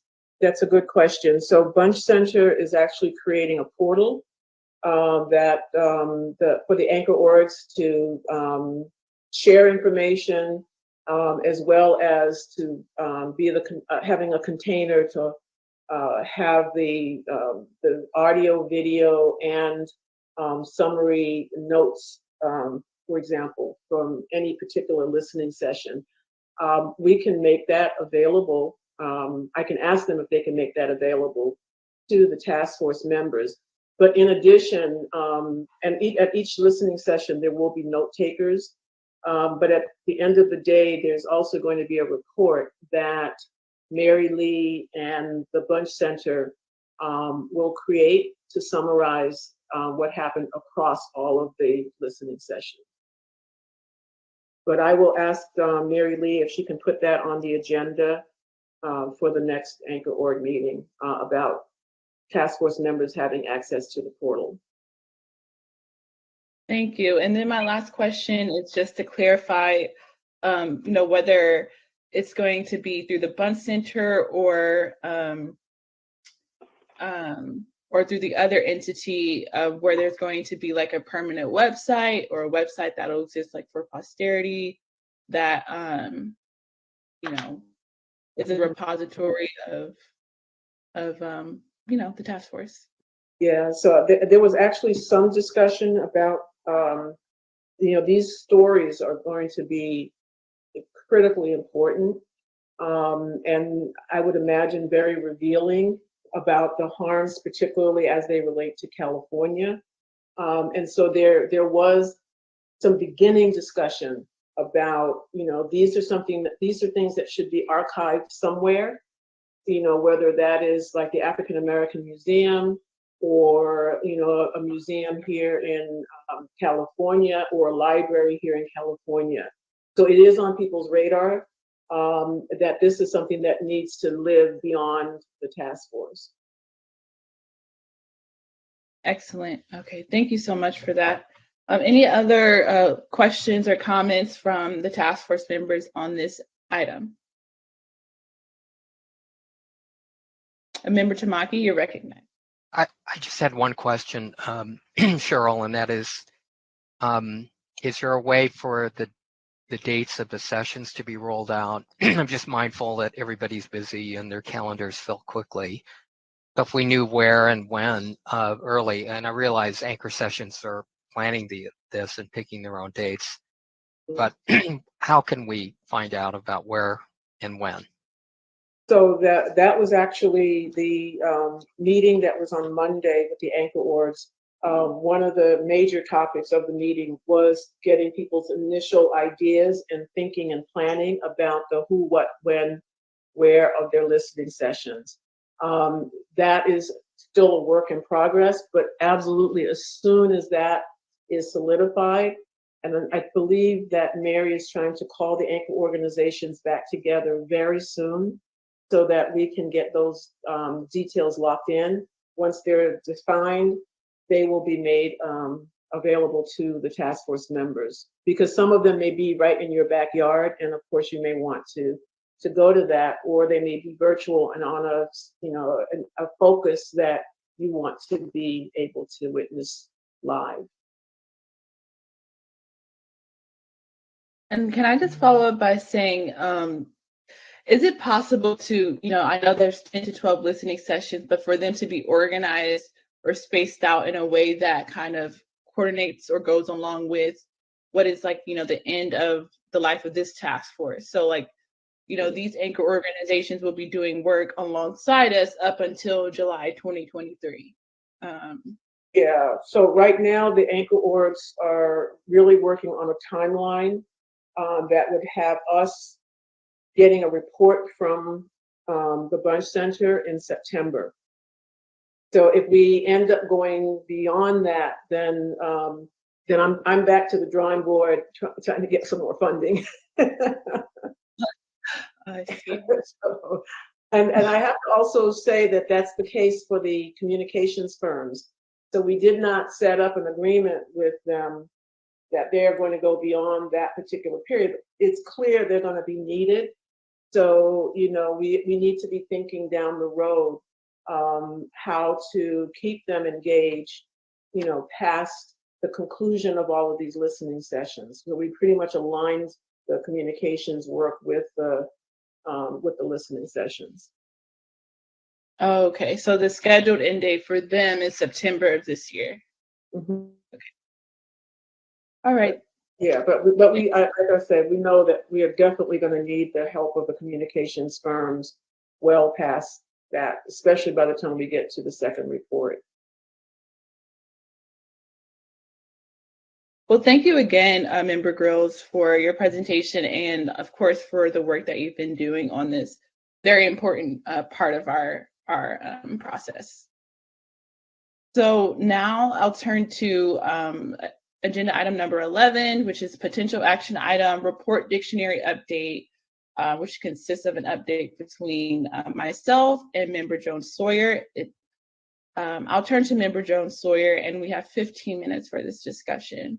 Member Joan Sawyer, you are recognized. Right, thank you. So the chair and I met, and we kind of preliminarily kind of went over some of the phrasings, the things that we wanted to talk about. In that discussion, I reminded Chair Moore that this process, whatever language we come up with, or whatever we proceed going forward, also needs to go through through what is our ledge council. And they're the ones that it will actually, whatever we recommend, they will actually write either the bill and or the budget language that will then come to the members, who will eventually vote on whether up or down on what we will, as far as reparations are concerned, do. From my experience, in Senator Bradford were on the call, he would tell you, and no disrespect to the lawyers have a way of talking which is different than what we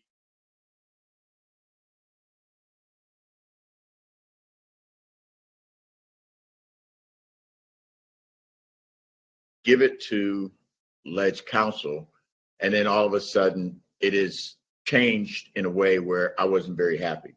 And so what I'm going to recommend that the committee some kind of understanding and agreement with ledge council. In addition, I came in a little late, but the discussion we had with Dr. Weber also made me understand that we really do have to be very intentional and precise with our language, especially with the intent of what the author wanted. And so whatever language we feel comfortable with, I also want to make sure that the author is also comfortable with that. And I didn't realize that until I came in on the back end of that discussion about who should get reparations and what her feelings were and her intentionality.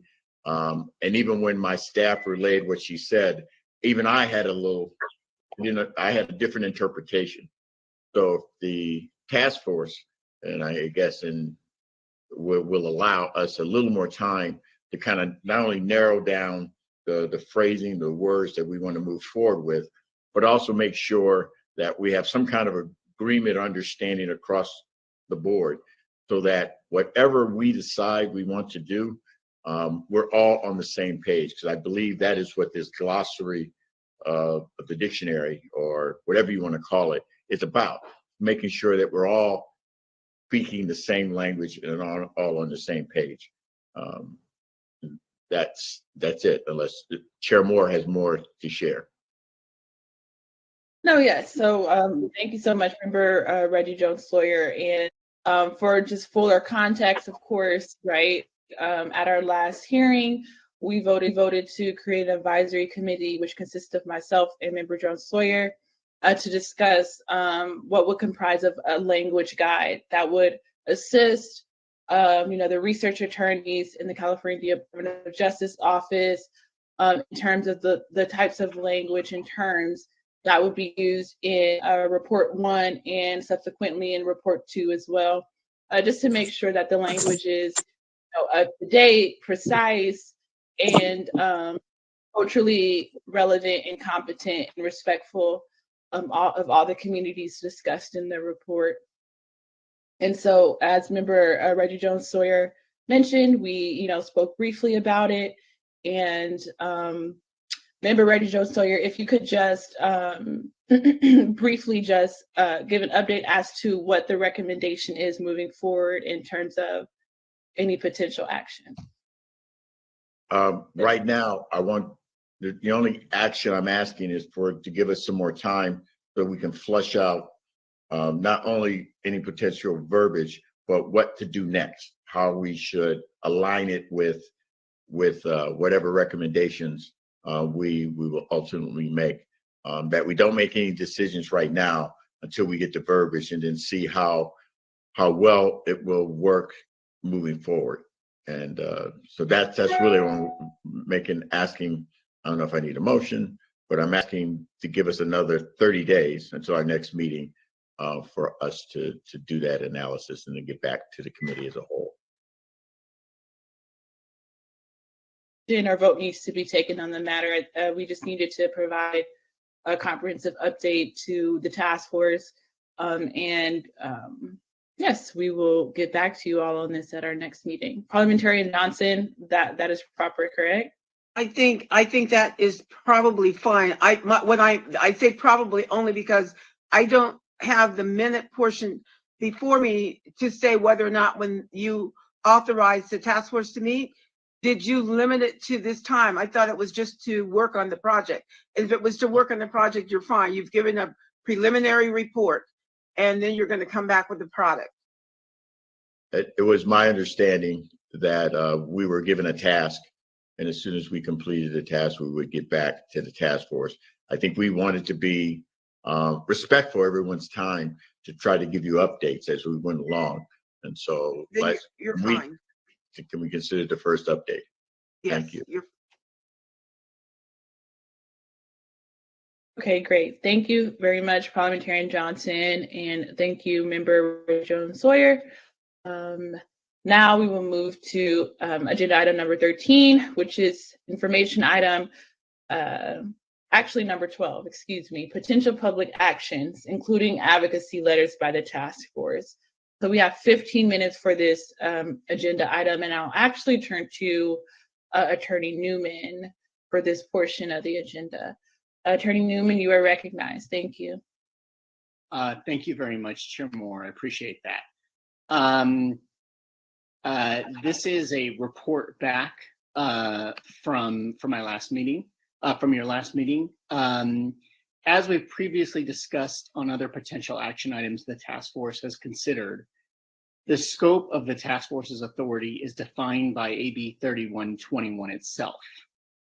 The statute defines this scope as engaging in findings that will comprise the first report and making recommendations to the legislature that will comprise the second report that you all will be generating in the coming months and years. In your last meeting, you requested that I explore the potential authority of the task force to engage in public actions, such as sending letters of support to other reparations initiatives or federal reparations actions. I am now reporting back to say that, unfortunately, AB 3121 does not authorize the task force to do so. That is not to say that the task force members cannot express opinions on these or other reparations efforts, or the federal legislation in each of your individual capacities. And if there were some future requests from the legislature, your opinions or support could be incorporated into either or both of the reports that you will be issuing. You also will be discussing and setting the agendas for future meetings, including tomorrow. You'll be setting those agendas and discussing how you want to approach future meetings. And in those meetings, you can certainly invite witnesses to provide testimony that will highlight other reparations efforts around the country and support other reparations efforts around the country. So that's my update and response to your inquiry from the last meeting, and I'd be happy to answer any questions. Thank you, Attorney Newman. Just for fuller context, so for instance, you know, there's a legislative bill in California called ACA 3, which would require the slavery exception to be eliminated from the California Constitution. And so, and then also, you know, there were other, you know, public comments from last meetings asking for the task force to, you know, come together and to write some type of advocacy letter, as mentioned in the publicized agenda, you know, advocating for federal reparations initiatives.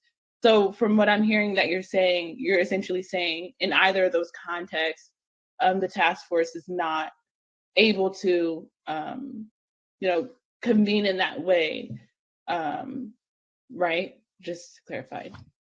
Yeah, unfortunately, the task force's scope is really defined by the statute. So the statute really calls on the task force to advise the California legislature as to reparations in that scope, unless the legislature were to ask for the task force's opinion or recommendation on those other items, the other pending California legislation, the pending federal legislation, or task force activities that are, or reparations activities that are happening in other states.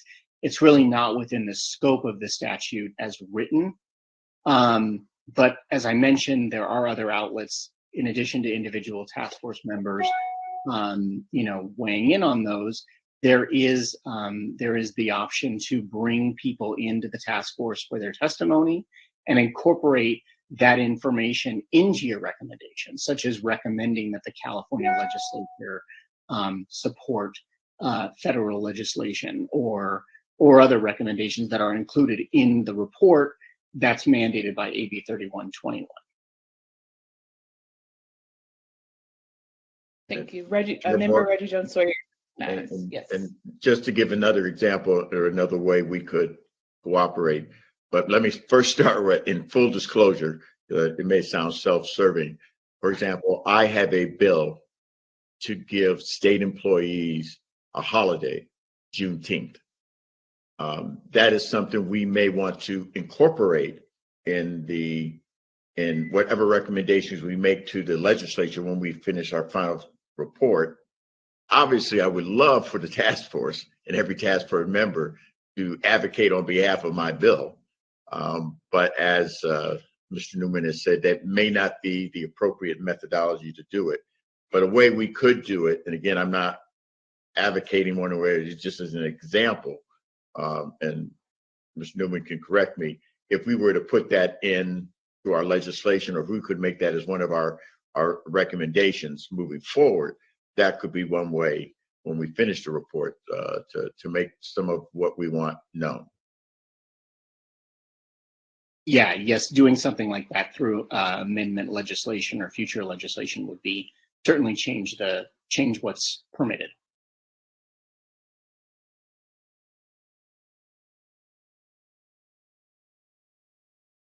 Any other questions from the task force to Attorney Newman on this potential action item, potential public actions, including advocacy letters? I think in our past hearings, we characterize this as low-hanging fruit.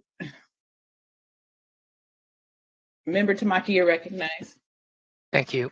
Well, this is not a question to Michael Newman so much as just an observation. So one of the resource materials I think that Camila was referring to, and me as well, was the guide that was created by the Ohio State University Divided Communities Commission, which the project studied truth commissions, both domestically, internationally, redress and reparations efforts, both internationally and domestically, and came up with, certain criteria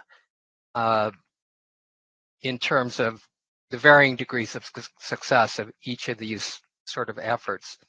And one of the recommendations for this kind of project is to see if we can have an early win, an early victory, low-hanging fruit, so that we don't wait until June of 2023 to announce our existence.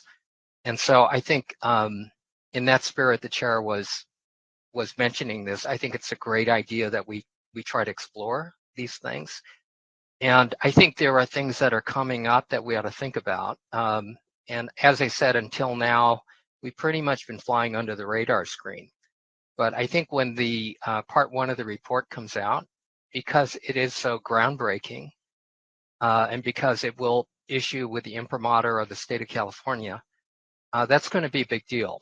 And for example, maybe we ought to think about, when it is released, how we make that accessible to the public in ways that it could be used immediately by educational institutions, by groups, by the faith community, by civil rights organizations, by young people.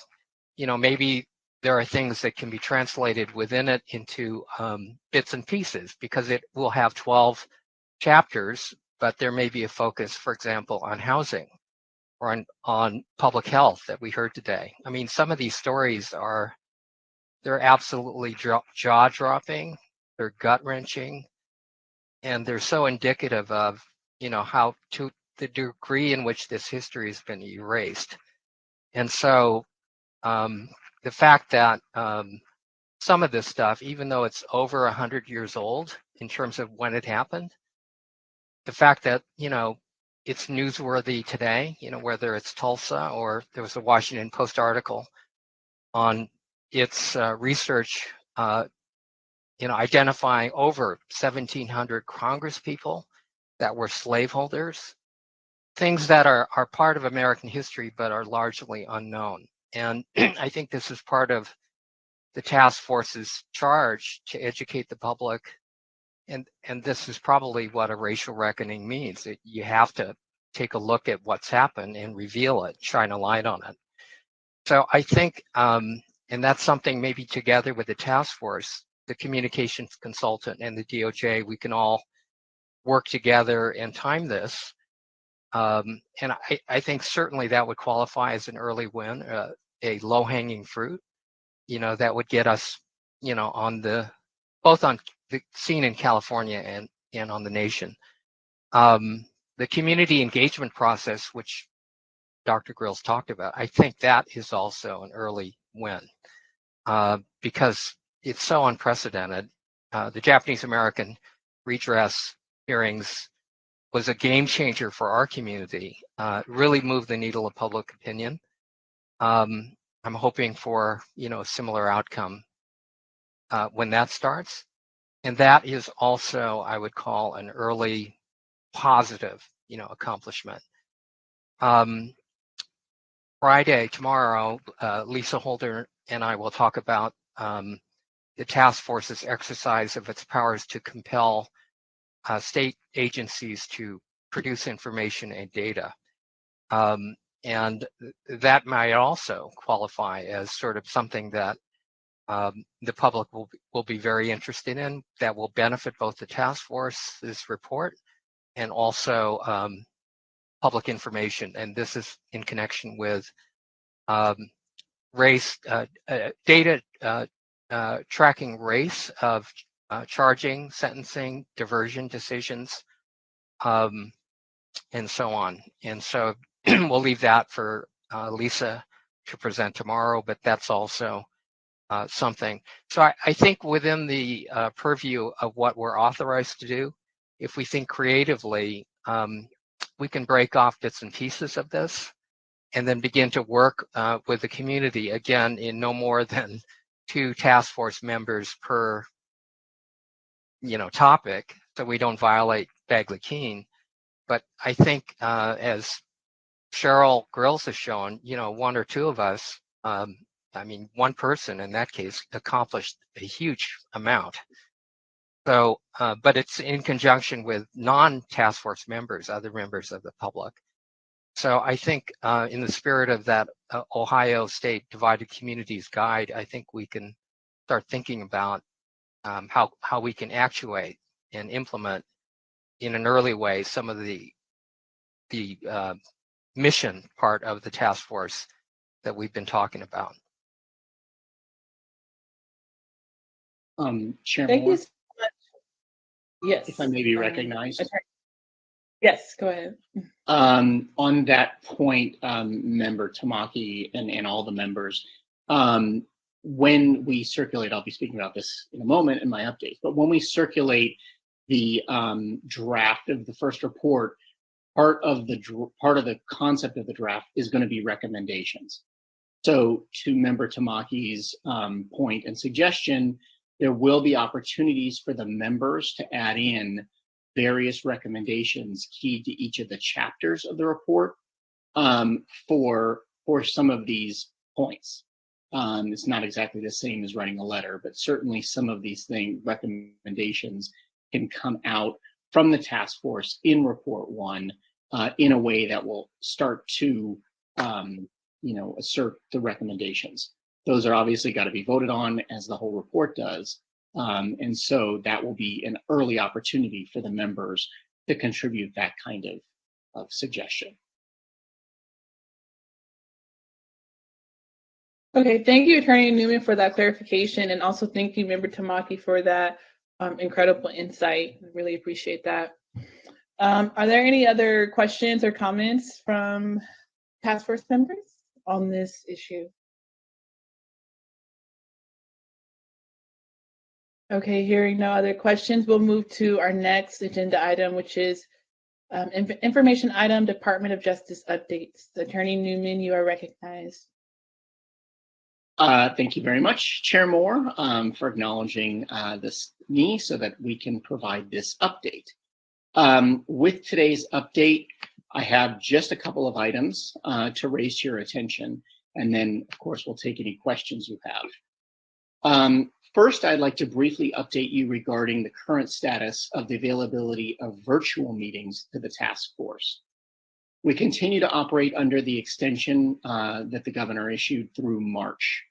Tomorrow, you will hear from the chair and member Scott Lewis about a potential plan for moving forward with the task force's meetings. During that discussion, it will be important for the task force to consider options for either the extension of the emergency order allowing for virtual meetings, or if in the future a different order is issued. Specifically, it will be important for us to know your collective preference for virtual or in-person meetings should virtual meetings become available after the task force has already scheduled a meeting in person. For example, if the task force votes to have an in-person meeting in April, as the current order terminates in March, and then the governor extends the order to allow for virtual meetings after the task force's March meeting, it will be helpful for us to know whether the task force would prefer to shift to virtual meetings as originally planned or proceed with the in-person meeting. In the past, without after having the task force having voted on setting meetings in person, we've had an intervening meeting. It may be that we do not have an intervening meeting. And so that's why we're asking the task force to start thinking about it. Since you'll be having the discussion tomorrow, I'm just presenting this for each of you to think overnight before you have the conversation tomorrow about meeting plan moving forward. Next, DOJ staff, as I mentioned earlier, continue to work through the drafting of the first report that we anticipate providing to you for review in advance of the February meeting, when, per your prior instruction to the DOJ, it will be discussed amongst the members and feedback will be given. We will then endeavor to work closely with you to complete and finalize the report in advance of your vote to adopt it in April, so that DOJ has sufficient time to format and post the report by the statutory deadline of June 1. In addition to welcoming your active participation and engagement through your review of the drafts, we'll be providing you over the next few months. I wanted to present for your consideration the option to designate members of the task force to work closely with DOJ staff on individual chapters that they're either experienced on or knowledgeable about or just very interested in, to facilitate our finalization in a manner that most closely reflects your opinions, preferences, and positions. This can be done with individual designees or through one or more advisory committees that would work directly with DOJ staff to finalize Report 1. As I mentioned, each of you will have multiple opportunities between now and the report being finalized to weigh in, give edits, suggest changes, suggest additions, and we welcome those. Very critical that we get that input from all of the members so that the report ultimately reflects the task force's opinions and conclusions. That's the extent of our report. So with that, I thank you, Chair Moore, Vice Chair Dr. Brown, members of the task forces of the task force for providing us this opportunity to share the updates. And of course, I welcome any questions you may have about anything I've just discussed or anything I have not addressed. Thank you, Attorney Newman. So are there any questions for Attorney Newman from the task force on the information presented?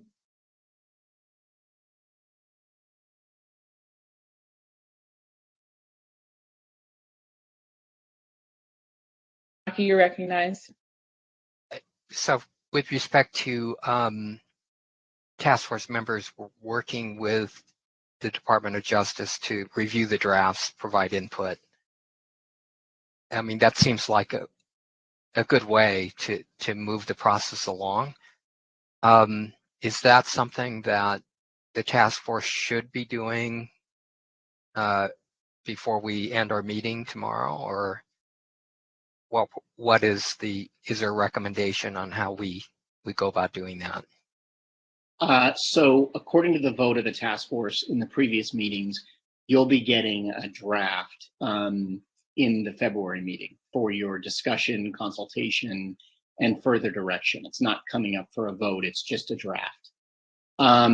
So at this point, we're finalizing that draft to get it in shape for it to be reviewed by all of you. So I think probably would be something to consider in the February meeting at the time that you all review that. And I say that because I think some of you may have particular interests, as I've said, in certain subjects. Some of you may have experience or education that aligns with some of the subjects. Ideally, we'd like to have as much direct task force involvement as possible. Again, so that it ultimately reflects your views. And when ultimately you all vote on a final version, it'll be helpful if there are differences of opinions or questions or interests in items that were either not covered or were covered and how they were covered. It'd probably be the most helpful to you all to have other task force members that you can engage with in the meeting when this is ultimately discussed and voted on. So that's really what I'm talking about. It's not something anybody needs to volunteer for now for us. Of course, like I said, this is going to come to each of you, and we welcome each of your edits and suggestions directly to DOJ staff, either in advance of or during or after the February meeting when it gets discussed. It's our primary goal to make sure that the report reflects exactly what you all want it to reflect. What I'm suggesting is if there's a desire amongst the task force to have even more hands-on involvement, it'd be helpful to have that sort of on a section by section basis so people understand where their focus should be within the report. And so we understand who we should be engaging, if that's a choice the task force chooses to make.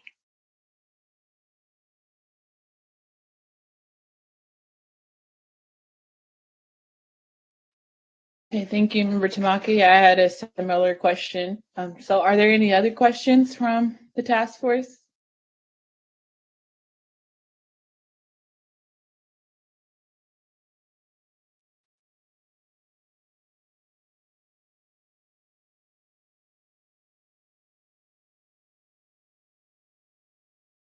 Well, hearing no further questions on information item, Department of Justice updates, we will conclude that portion of the agenda. Thank you very much, Attorney Newman, for providing those updates. So the next item on the agenda is recess until tomorrow at 9 a.m. And so before we recess, I just wanted to provide space, since we are a bit early, provide any space for our esteemed task force members to ask any lingering questions or provide any comment or insight based on today. If not, we can recess. Okay, without further ado, this meeting is recessed, and we'll see you tomorrow.